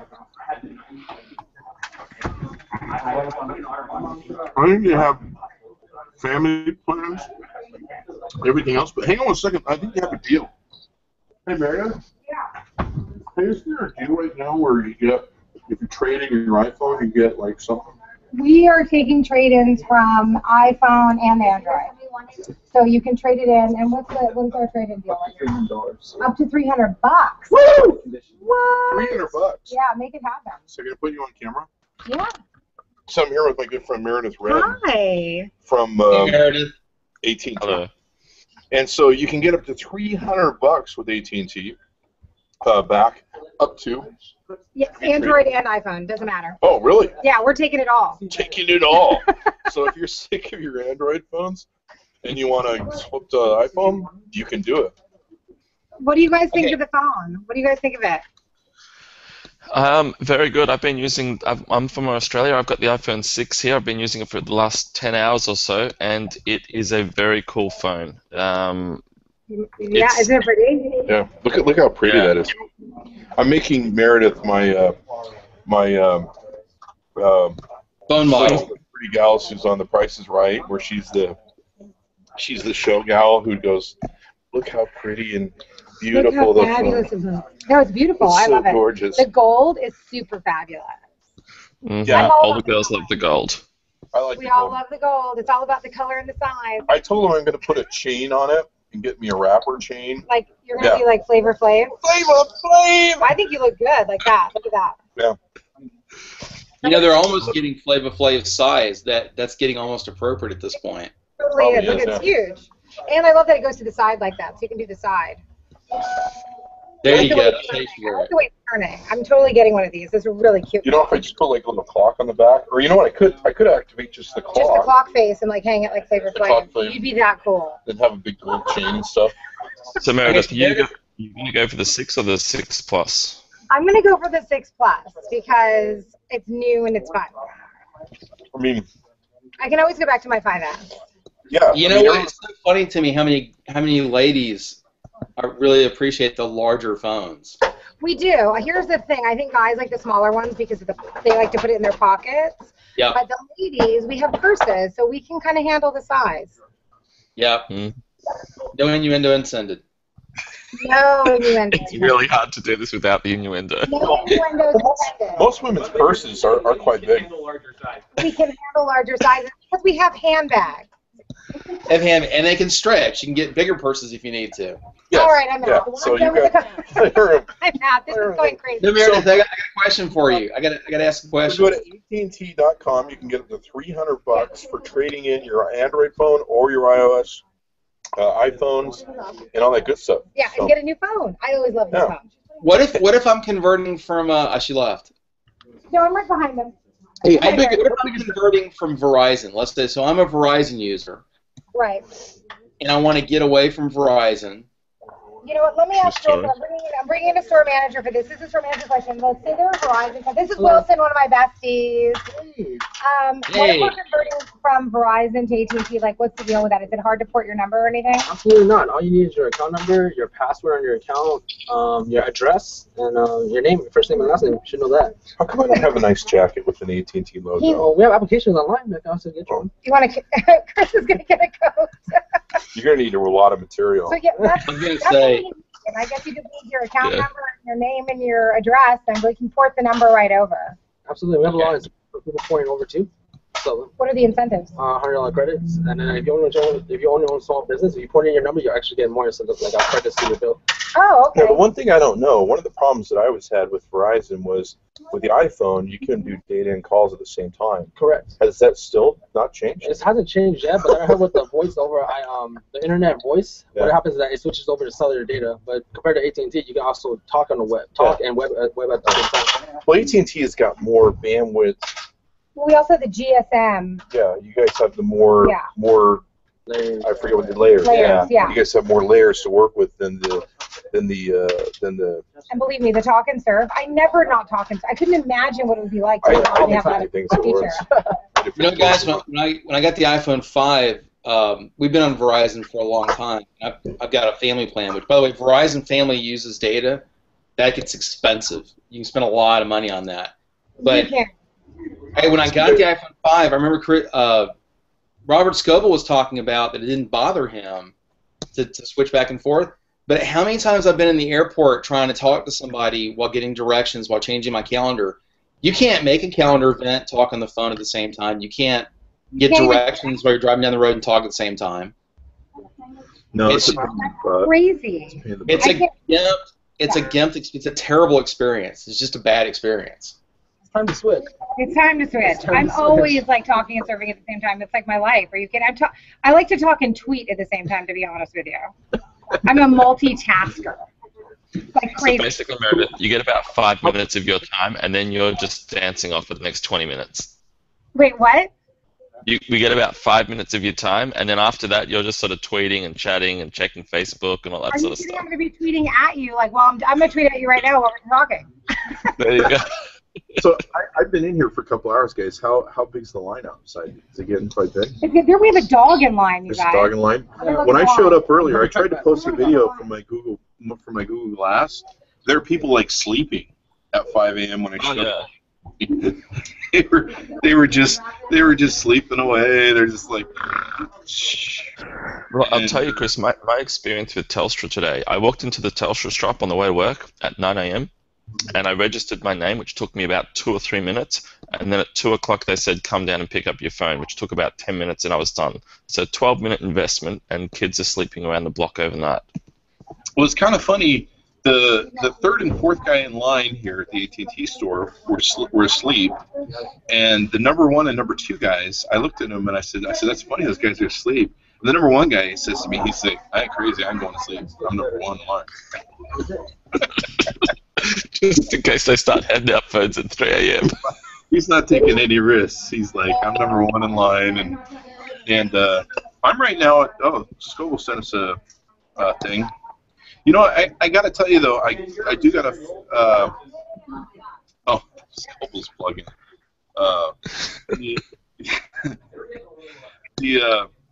The one thing I am going to do with my Facebook, though, is figure out a way to make the text smaller. I don't know if it's just Facebook. I think it probably is just Facebook because the text is that big on the Apple Store. So it's just Facebook, the way Facebook is set up. Most likely. Chris, if you go to the settings button on your phone, you will see an option in there for larger text, which you can click on, and there's a slider. No, see, the thing is I like the text on the iPhone. It's just the Facebook app. It's ginormous.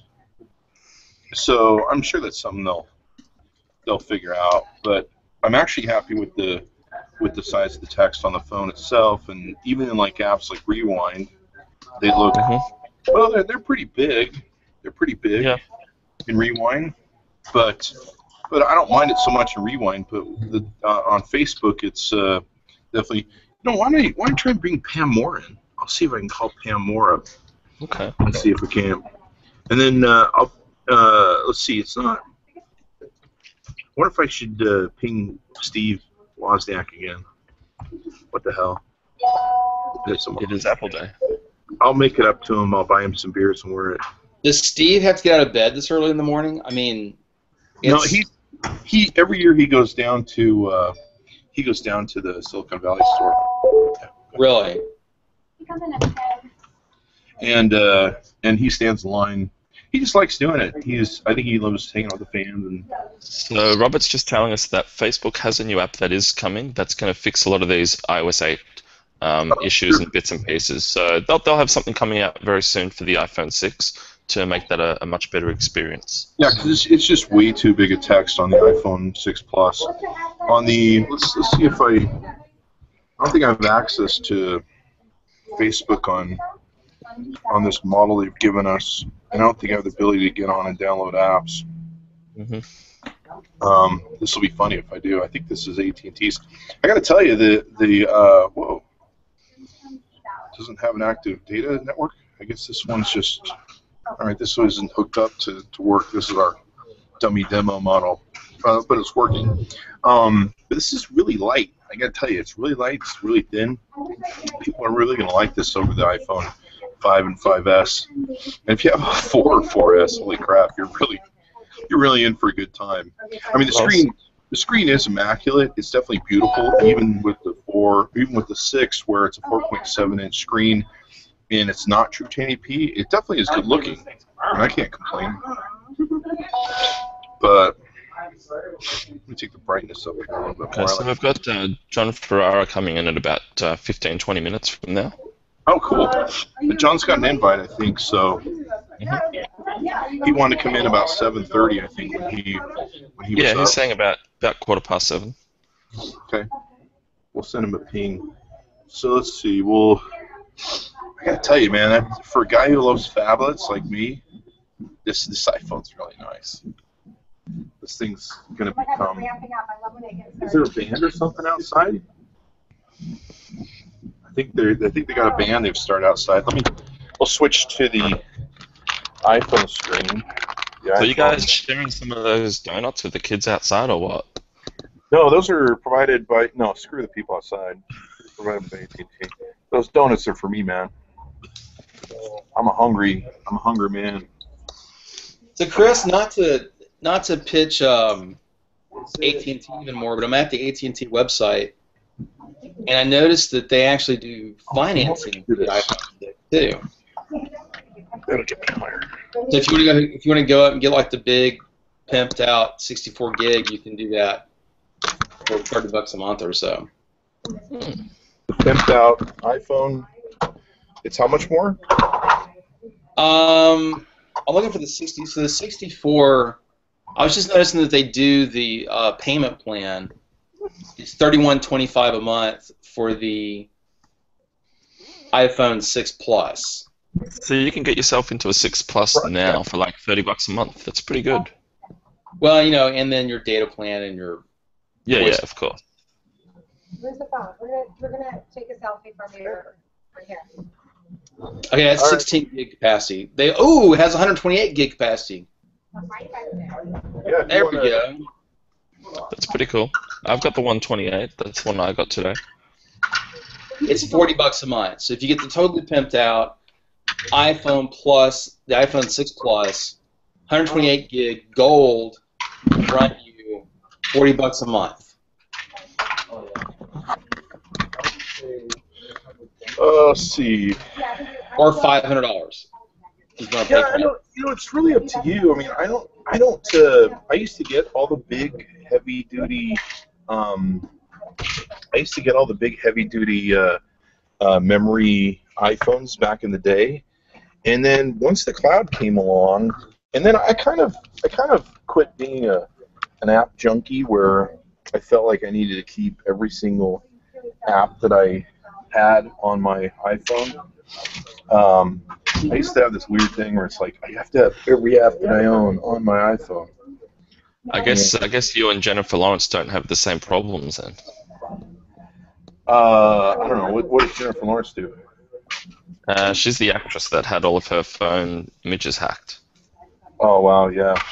Well, I keep my nude photos on my phone. In fact, I even gave my password and invited people to hack them, and no one hacked them. I don't know why. I felt so rejected that no company wanted to hack my phone for my nude photos. It just really made me sad, actually. You know, the funny thing about the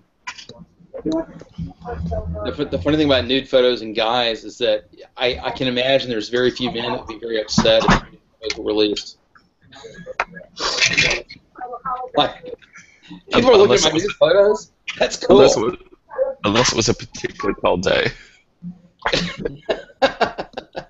You and Lee might take a picture of that.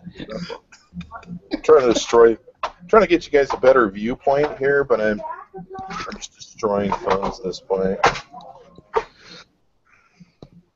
So what's going on in the office there? What's going on in the office there, Chris? Is there action and activity in the newsroom? Is it all happening? Are showing up, and they are getting ready for a monster day. I'm sure they're just drinking coffee and getting ready to kick Do you know what I ass. think you should do, Chris? Huh. I reckon you should put that wireless in your pocket and run on outside and go and show us the queue. Run out, see what's happening. Oh, you want to do a hang with outside? Maybe. Okay, I'll do a quick hang with outside. How about that? Because there's no way I can.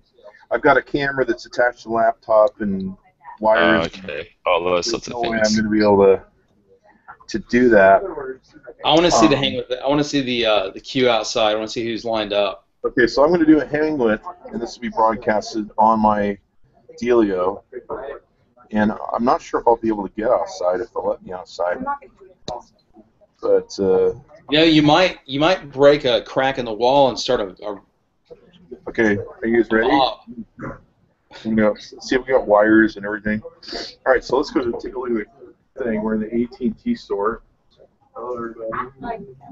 So Andrew, Chris was talking about getting the smaller storage. What did you get? What storage did you pick up? I got the 128 on this one. I was definitely considering. Yeah, I was considering the 64, but I ended up getting the 128 in the end.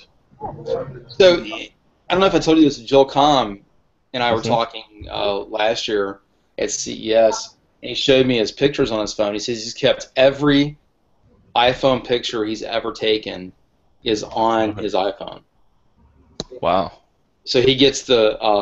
I couldn't store all my pictures on my iPhone. He has every photo he's ever taken on his iPhone. Since the first iPhone, since he made iFart.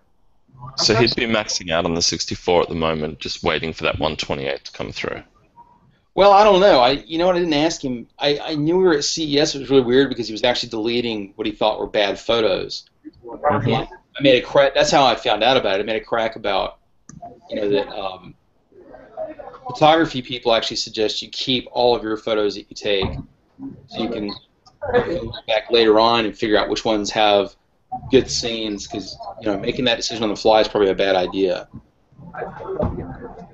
What is this? So I think that's what Chris is up to at the moment. Oh, is that hang with outside? I think so. I don't think that's working though.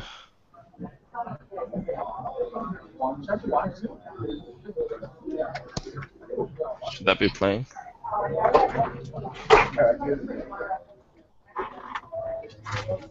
So that shows you a photo anyway.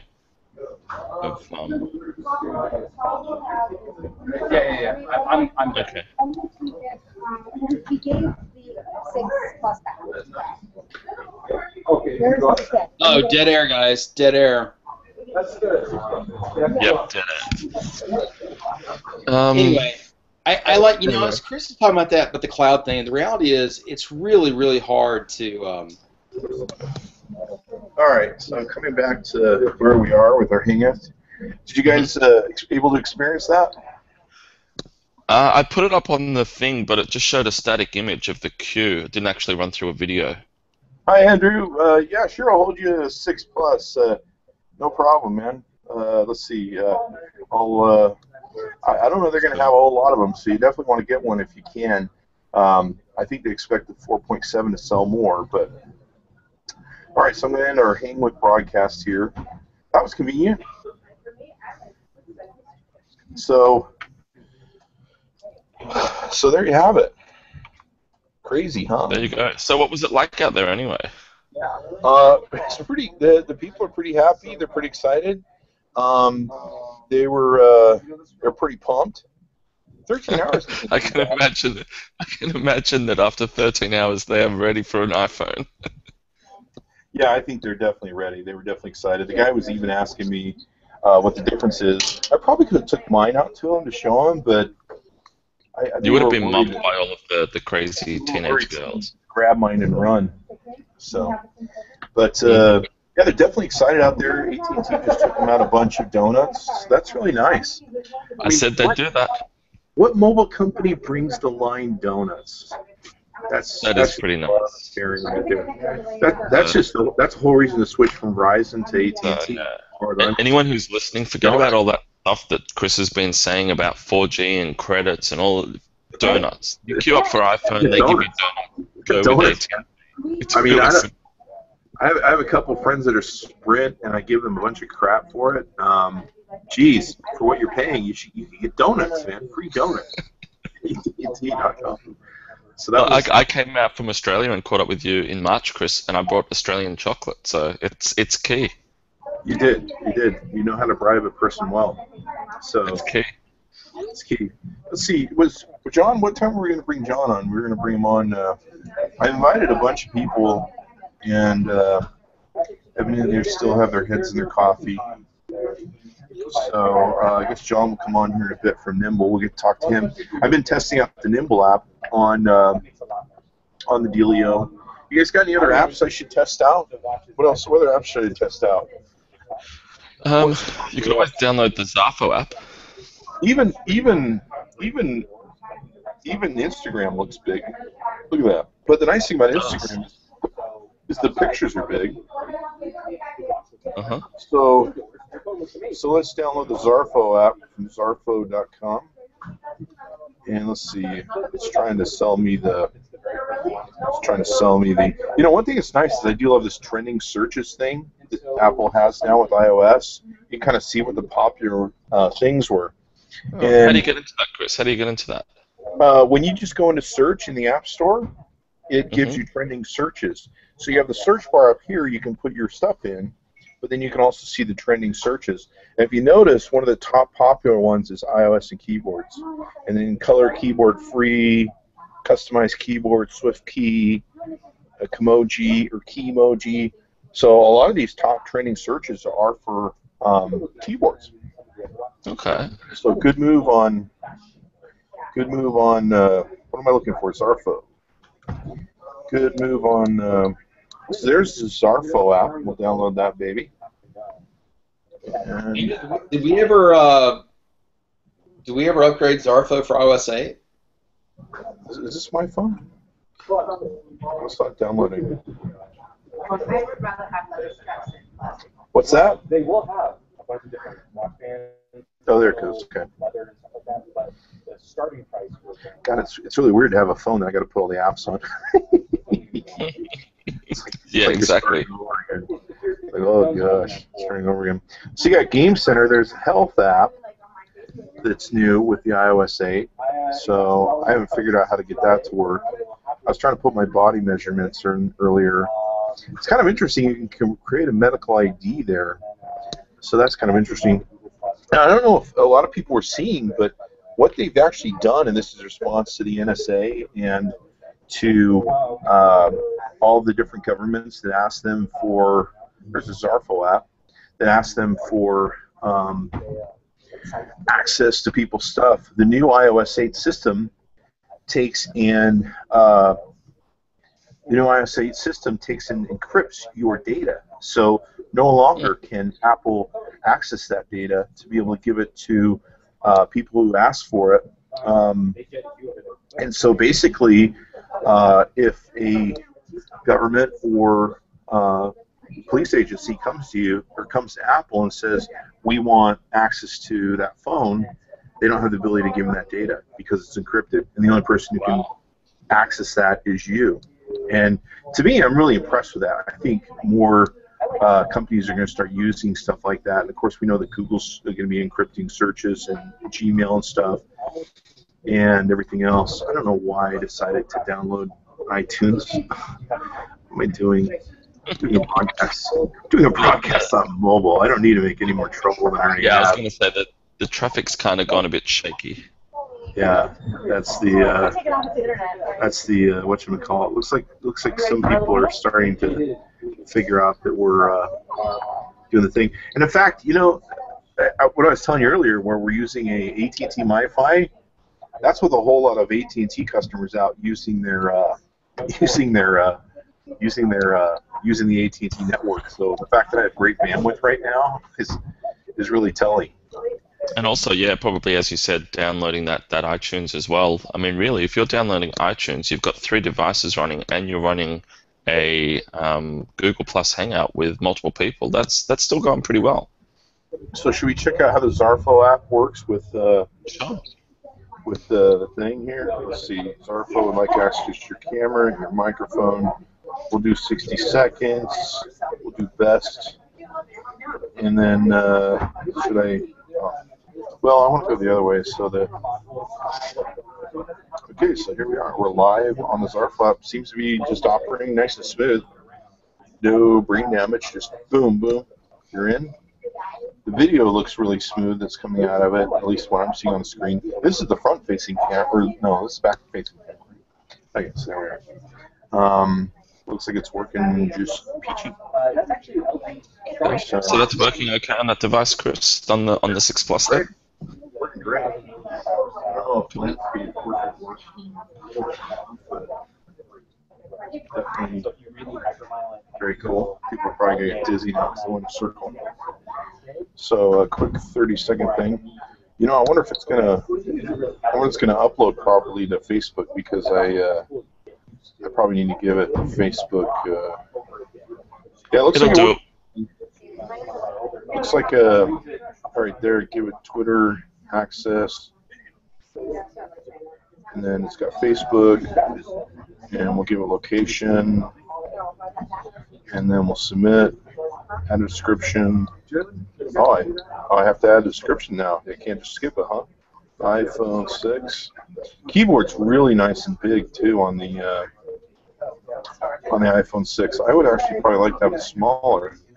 But there it goes. Uploaded. Boom. Done. So there you go with the Zarfo app and everything else. Pretty cool. Let's see if Twitter runs. What's interesting too about that iOS, like I was talking about, where they can't access it because the stuff's encoded now. See, look at the typeset on the Twitter app. The Twitter app, the typeset isn't really big like it is on the Facebook. So maybe Twitter have actually already done their work on that. They may have. I know they've updated for it, but looks like a lot of iOS developers are going to have to go in and do some adjustments on their apps. But that's interesting, like what you guys say, that you can take and is it going to stay in screen for me? No, I won't stay in screen. They won't take in. They're going to have to go in and make adjustments so that the app identifies whether it's a Plus, whether it's a 6, whether it's a 5S. I wonder how it's going to really impact games. I guess I'll have to look at the games and see how the games are poured out. It'll be very interesting to see with the games. I mean, it's a big industry, mobile gaming. Yeah, and definitely, you know, I think more game makers are going to be able to take advantage of the 1080p experience there. So there's that. So definitely cool. Let's invite John. I think it's about time for John to come on. Bring John for our. Can't get the Woz to come on, but he's probably standing in line giving millions of interviews at the whatchamacallit store. the Apple Store. I was pinging Chris Brillo. Chris might be up at 7:30. He's got a baby. He should be up all night. Mm-hmm. He's got a new cute baby. Did you see what Chris named his baby? Yeah, that's pretty cool. Did you see the Yoda little thing that the baby's wearing on its head, the little hat? Yeah, that's so classic Chris. I got a kick out of it when I first saw it. I was like, huh. And then it was pretty smart how he got Jedi to work. He made all the I think the mothers and fathers of the family, the name worked or something. Yeah. Stuff, so. Yeah, Chris. So there's your video, Chris. Oh, cool. So it's coming through the other side, and it ran smooth as pie. So that's good. You guys we've probably tested. Obviously, we've tested everything on the 6 Plus well before now. So you guys have adjusted all that. Yeah. The Rewind app should be up on my Facebook too. Is the Rewind up on my Facebook? It's got the iPhone 6 on. Yeah, it is. I checked that out before, man. Yeah, if you guys get a chance, download the Rewind app, rwnd.app.com, rwnd.app.com. So I'm going to flip these over the other way so that people can see what the backs look like for a while. Mm-hmm. So we've got a really nice phone, isn't it? The one thing I noticed too, right now that I really like, is notice how my iPhone 5S has, it's gold, but then it goes white right here. But if you look at the two new versions of the iPhone 6, it's just straight on gold. There's some white banding, but still it's just boom. So there you have it. You're definitely going to need a case for that camera eye, though. That thing. Yeah, I think so. I mean, I can almost see that if you slide that across something, or you put it like on the table and you're sliding it, and you juke that thing a couple times pretty hard, you could probably jar it loose a little bit. There might be some issues with it getting hit, but you definitely want to put a case on it, and you really should. It's going to be interesting to see if people actually go back and say, I didn't have a case on it, but I've jarred it, and I've busted up my camera, and see whether Apple are actually going to give out refunds for that sort of thing. You can see, Jason, how much that sticks up right there. I mean, it sticks up quite far with the camera. Is the bevel, though, doesn't the bevel sort of kind of protect the camera lens? And that's also the, No, because it sits before the bevel. The bevel starts coming after. We laid it down flat, and the camera eye does lay flat against the desk, so it doesn't lift it up in any way to protect like an edge of it. For example, I think like my Note 3's got a pretty significant bevel to it, and then it's also got the flash on the bottom, so it will sit up off the desk. But this thing's not enough to really make that much of a difference. And even then, my Note 3, I've scratched. I always wonder about these guys. It shocks me when phone developers don't consider things like laying the phone on a table. It's just a very odd thing not to be concerned about that. So, Chris, have you played around with the camera lens, the new Sapphire lens? Yeah, we took some pictures. Well, I mean, like, get a little scratch.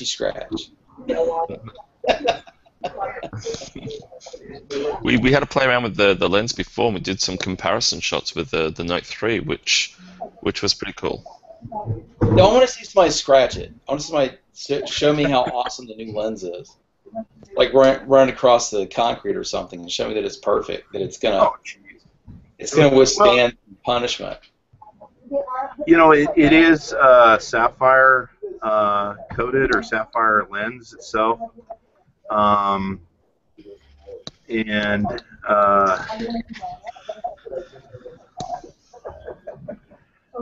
not good. Please bring that yet. It sounds like it's to me. It sounds like I gotta fix something real quick. Damn it. Got one little thing I gotta fix here.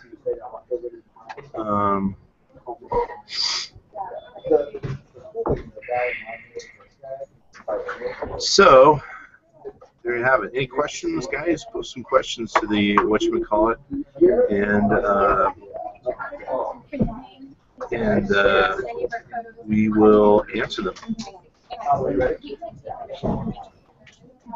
Okay. So our friends MG Sigler and Kevin Rose over there have got the Tiny app, which is looking pretty good on the bigger screen. It's a lot of fun.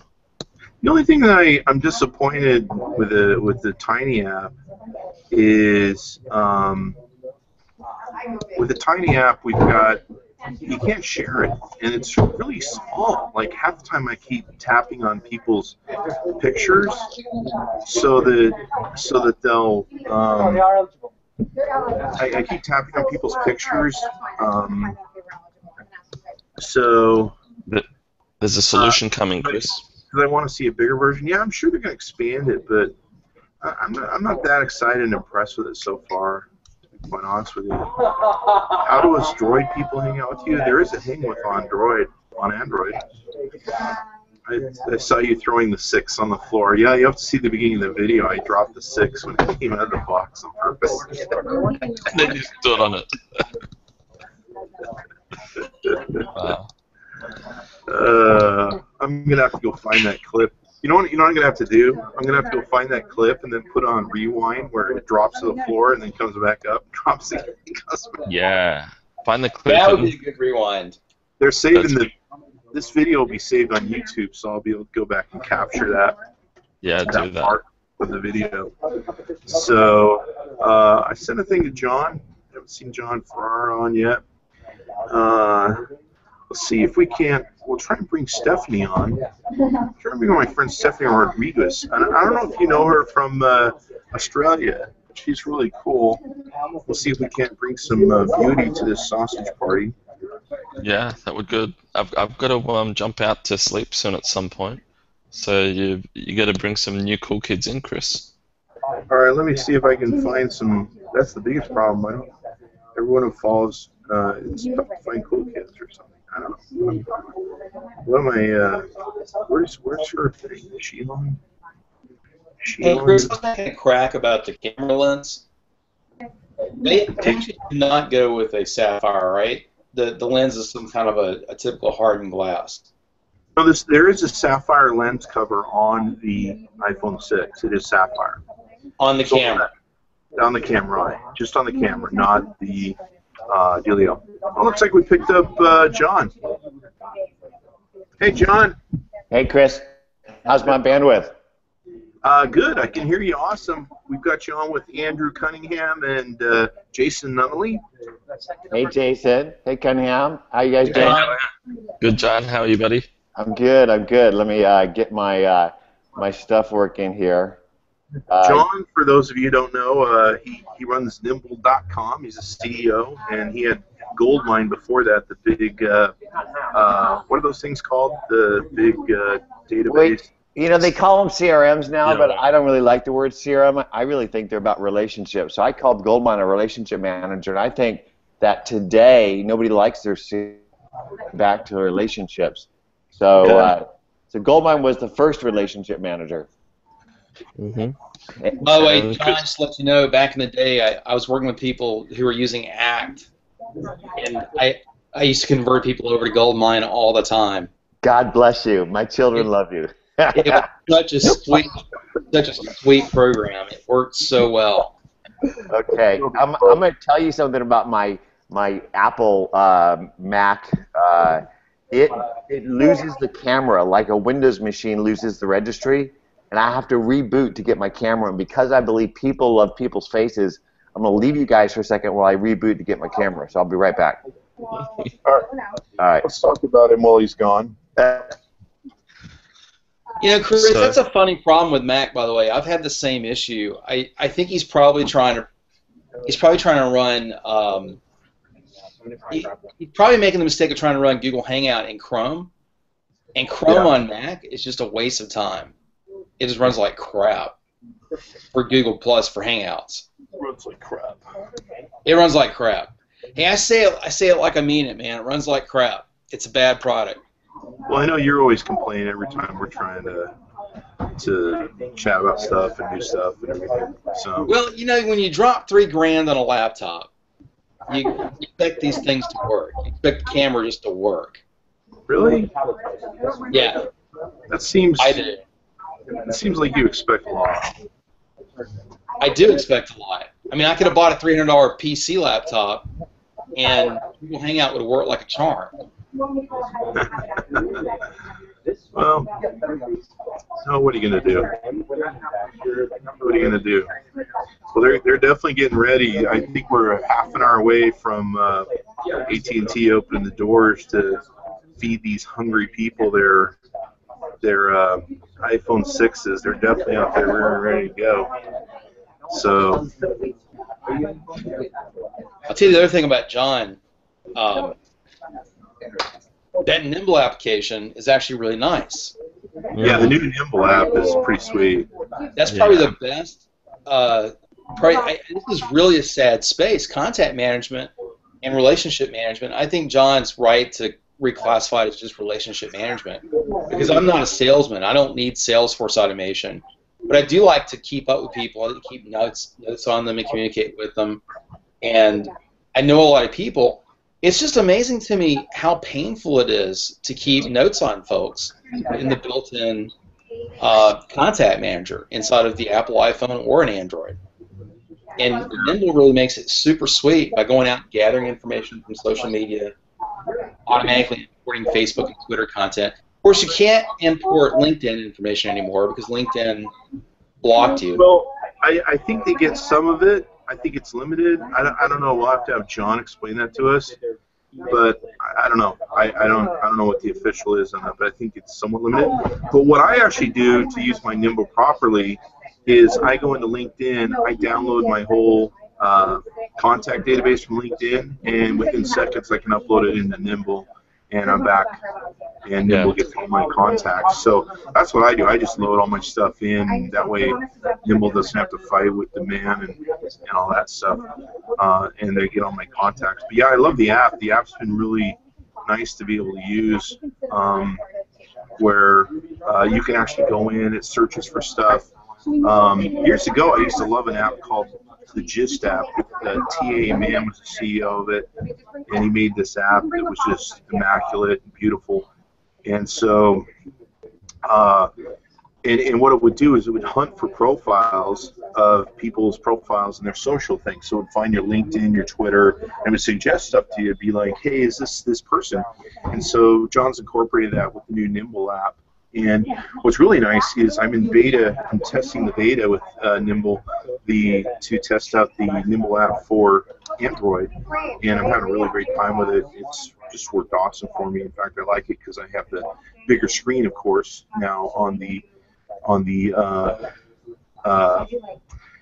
I can use it on my Note 3. Now I'll be able to use the Nimble app on my nice big iPhone 6 Plus. So that's pretty cool. Definitely impressed with the iPhone 6, though. It definitely is a worthy offering. And, well, most people know that I'm a big Android fan and Note 4, Note 3 fan. It's definitely a great phone for people of the iOS fan base. So, definitely highly recommendable. So I noticed that there was pre-orders of about 4 million devices. And, hey, John, he's back. Voila! Hi, John. Welcome back. We were talking about... We were spending the whole time waiting on you coming back, bragging about how awesome the Nimble app is.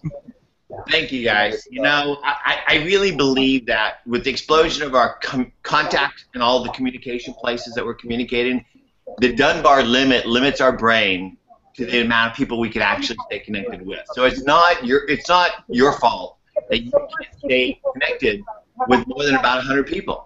And everybody's network is like 10,000. So how do you stay top of mind with people that matter? We need a note, a second brain, that looks at our contacts and our signals and helps us identify those people that matter, enable us to relevantly and authentically reach out and stay connected. And how many people have you basically got connected with after 10 years and gone, God, I love that person. Why have I not stayed in touch? Yeah, Chris says it's just because I'm stupid. No, that's not what he told me. He said you're a burnout. A burnout. Is that the phrase he used? Wow. You can tell what age John's from when he uses that term. Hey, so let's see what the Nimble app looks like on the iPhone 6 Plus. Let's go. I wish I had one of those babies. Now, we mentioned this earlier. Well, you were off, John. I'm loving what's going on with the Android beta. Just loving it. I've got the Android beta on my AT&T Note 3 and my AT&T LG G3, and it's working seamlessly. So. Well, you know, there used to be a song called "Whistle While You Work." Now it's "Nimble While You Work," and it's everywhere you go. You know, Jason brought up the issue with LinkedIn blocking all the third-party carriers out, but I was telling him that all I do is I just download all my contacts from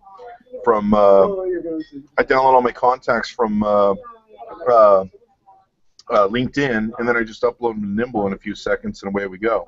Absolutely. You know, the thing is that LinkedIn tried to buy Nimble a while back, and I said that it didn't make sense, and now they're basically, like many people, trying to build what we built. But ultimately, I think that one platform isn't enough to get to know somebody. If you want to know me, you look at my LinkedIn. That's what I want you to know. That's my resume.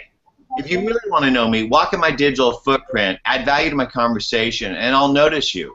And so if you reach out to somebody on Twitter or whatever network's most comfortable for them, it's a good way to get to know them than basically going to LinkedIn and send them a generic invite. Please join my professional network. What do you guys think?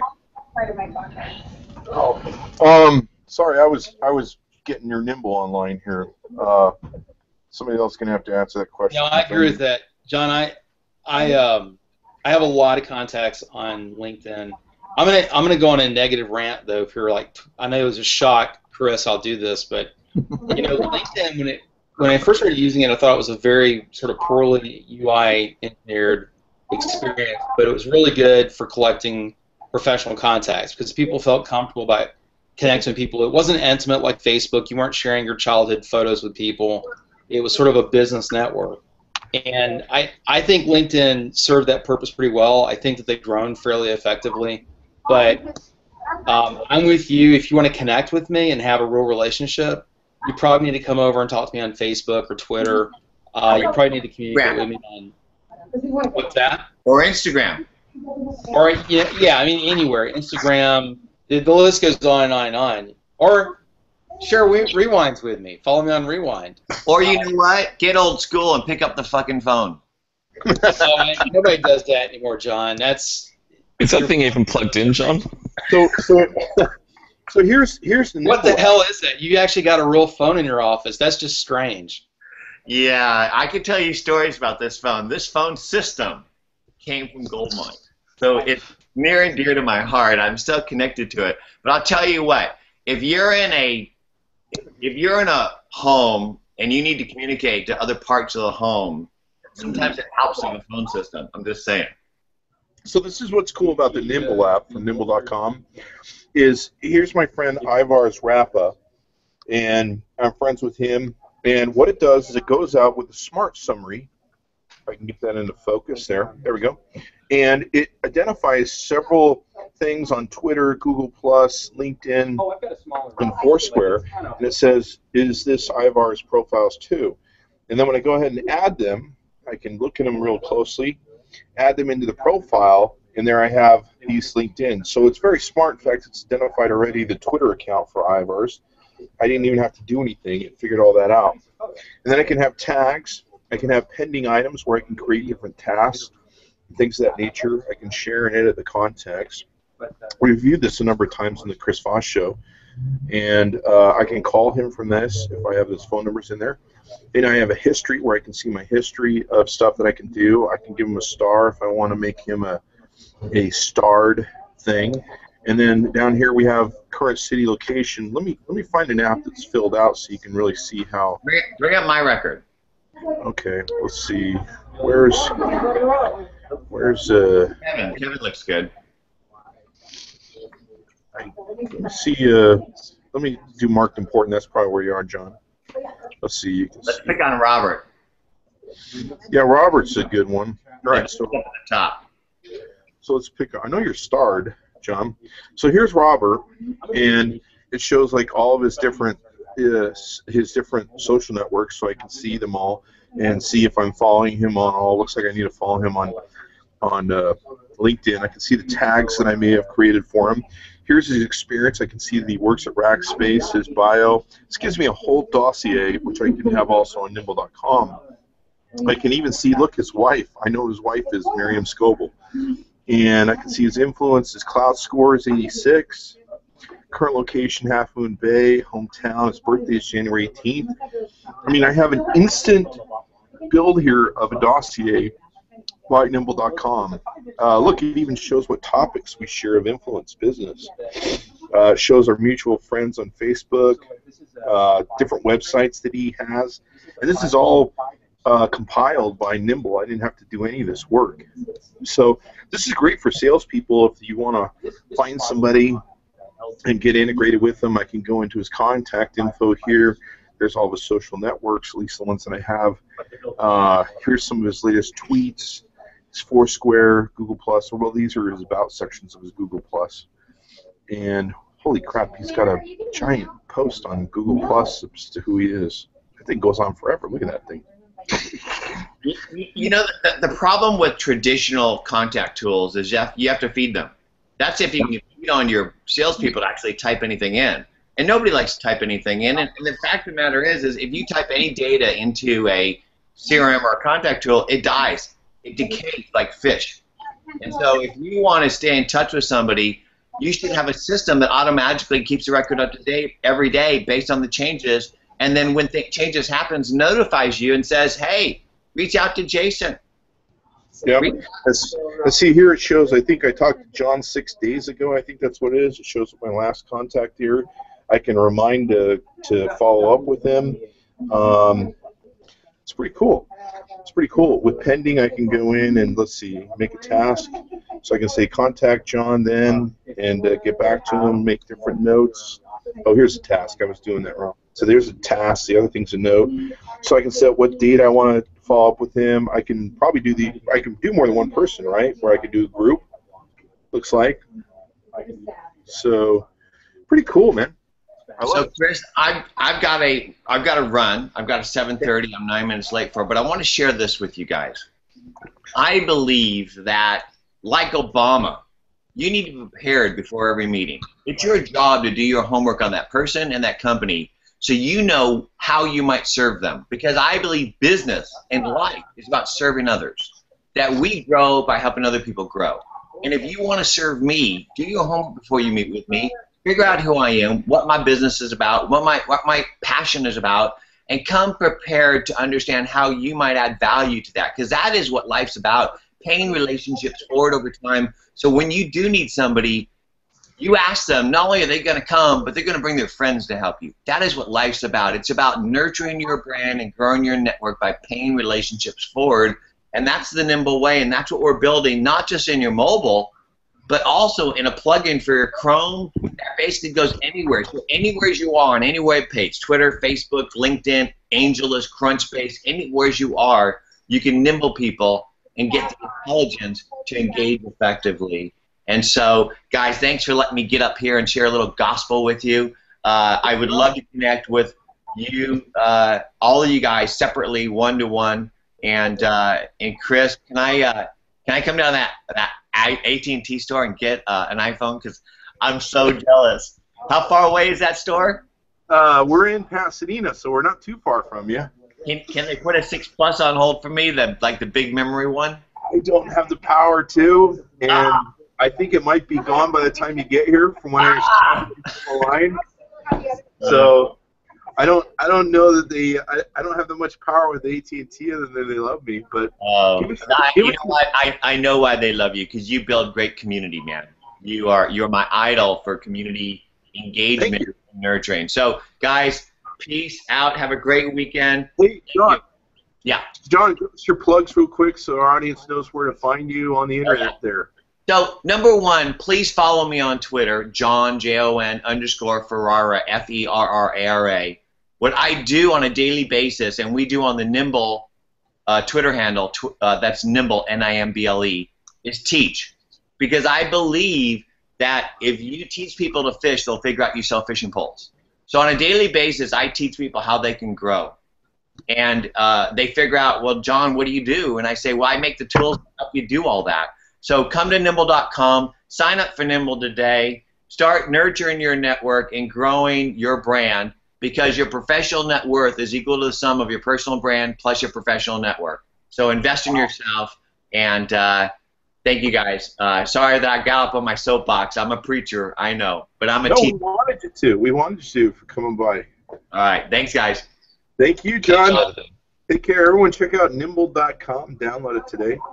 And looks like we got about 15 more minutes, 17 more minutes before the doors will officially open and people will flood in here. I'm already hearing, I can hear some woohooing happening. I'm hearing woo and yells and screams and stuff. So what we'll be doing is going home later today and doing more reviews of the iPhone 6. There'll be more videos. I'll be doing some more rewinds of the iPhone 6. I wonder I could do, what else can I do fun with the iPhone 6 on the Rewind app? What can I do? I mean, other than dropping it. You could go outside and throw a donut at someone and take a video of that. Hagen's by the donut would be a good rewind. I could pour water on it. I've always wanted to be one of those people who could afford to like shoot the iPhone with a gun, or set it on fire or something. You got enough views, don't you, Chris? Just break one of them. No, I don't have enough. Most of those guys that do that, they usually work for the repair companies. So when they break the screen, they have the repair equipment there, and they know how to repair the screen. So they're kind of doing that to promote their thing there. And no, I don't have enough views to burn up an iPhone. That is true. So, Chris, I think where are you at the moment? What network are those devices running on? AT&T network. Thanks for helping give us a plug. Thanks to AT&T for letting us do this. This is, by the way, the third year in a row AT&T has been nice enough to have me come down. Last year they had me at the New York Times Square store, and I broadcasted there for 2-3 hours. And the year before I was in Santa Monica. This year we're in Pasadena. So yeah, this has been fun. You spend 3 hours, you get past the line. I think I posted a Google Glass thing where me walking up to the store window and putting my business card on the store window glass, and they're like, "Who is that guy?" And all the people in line are like, "That idiot's not getting ahead of the line." So, but we've been on now for nearly 3 hours, Chris. Yeah, it's a 3-hour gig. So, definitely impressed with the iPhone 6, the iPhone 6 Plus. I'd highly recommend getting the 6 Plus. If you don't know if you can handle the size, find somebody who's got a Note 3. It's pretty much the same size, only a little taller. I'm sorry, this has got to go back to the display. So they're getting set up, ready to go, guys. The anticipation, the excitement, look how big a difference that is. That's like a baby phone now. It's like a child phone. Now I kind of know what you meant at South by, Chris, when you were saying, that this iPhone thing's a bit of a toy compared to some of the stuff you're using. Well, the thing is I hang out with Robert a lot, and I'll see Robert, and he's like looking at this phone, and he's like, if you look at pictures with him that I used to take, he's like squinting into it, and he types out these huge blog posts that are beautiful and well worded, and I don't even know how he does it, because it's like the screen is just so small, and so it's just crazy. So it's pretty wild. So now he's getting the iPhone 6 Plus, and so I'll be really happy to hang out with him where he won't be squinting into it, going. He'll be able to see so that he can talk more and everything. So we've had a pretty good viewer base the whole time, and looks like we're gonna start wrapping up. Are they gonna open right at 8 o'clock? Are they gonna open right on the money at 8? Okay. All right, guys. Should I just keep broadcasting? Oh, they might need to do their processing work. I'm kind of in front of one of the tills, so yeah, they're just gonna go on sale and sell like gangbusters, and I'm sure they'll have great numbers based upon what they've done, but it should be interesting. So thanks for joining me, guys. Check out the Chris, Rewind app. It's fun. Check out the Rewind app. I love it. Let's see how to get back out of there. There we go. By the way, if you want to go to Rewind, you go to RWND in the App Store. Go to RWND dot, not spelled out, just RWND dot in the App Store, or RWND app, rewindapp.com. Check out that Rewind. That's pretty funny. She's chomping at some noodle or something. That's pretty good. And then she's unchomping it. How many loops does that video have? I think it's a newer one, 151. I think it's a newer one. I haven't seen this one before. It's only how many your Ice Bucket Challenge has now? My Ice Bucket Challenge? Yeah. I don't even know. It's probably huge. Let's see. Let's see. How do I get scroll down. If you go down. I'm doing this upside down, so I'm a little confused. It should be at the bottom. It should be at the bottom there. The first one that you did, maybe. The other way. Very bottom. The second one he did. I'm doing it upside down. It has 107,000 views so far. Isn't that crazy? Yeah. Hopefully that raises a lot of money for ALS. 107 views. But yeah, there's new stuff going on all the time now on the app. Every time I go in, there's newer stuff on there. So it's got a good thing. And then we saw the new thing, Jason, where it shows you where the camera is. Tells you when you're logging in how to do the camera and stuff. So that's really cool. And it's working really well on the iOS 8. Wait till you see the next version. The next version's even sweeter. It's way better experience on the scroll where it locks screen. It goes through the videos a lot better. It's a great experience, and for those addicts out there that were scrolling through and hitting 100 or 200 videos and stopping, you now have continuous scroll where you can just keep going and going and going. So Jason, how's the company going there at Rewind? Could the boys use a bit of support from a venture capital or something like that? Yeah. You guys are open to VCs right now for investment, right? Yeah, we are. We're getting some traction. We're getting some things happening. So check us out. We have we haven't really gone with a hardcore public relations splurge yet. Chris is basically our only public voice right now. He's out there using it. But we are open to venture capital investment. We're open to expansion. We have a lot of new feature sets, a lot of new ways of making video fun. One of the things that Chris pointed out was for people that use this, these videos are really sticky. You get a lot of loops. People really pay attention, more so than most Vine videos. I look forward to seeing what we can do with this team, bringing out more of the features and making things simple for people to publish really sticky videos. Okay, guys, well, I hate to round it up. I'd love to hang out with you guys some more, but it looks like they're going to open, and once they open, the masses are going to flood in here, and it's going to get cray-cray and everything else. So I'm going to let you guys go. Thanks for tuning in, everybody. Thanks for your questions. Be sure to watch the ChrisVossShow.com. Be sure to download Nimble.com, and also check out the Rewind app. Thanks to Hang With for Hang With that so we can take advantage of that. See you guys. Thanks for that. See you guys.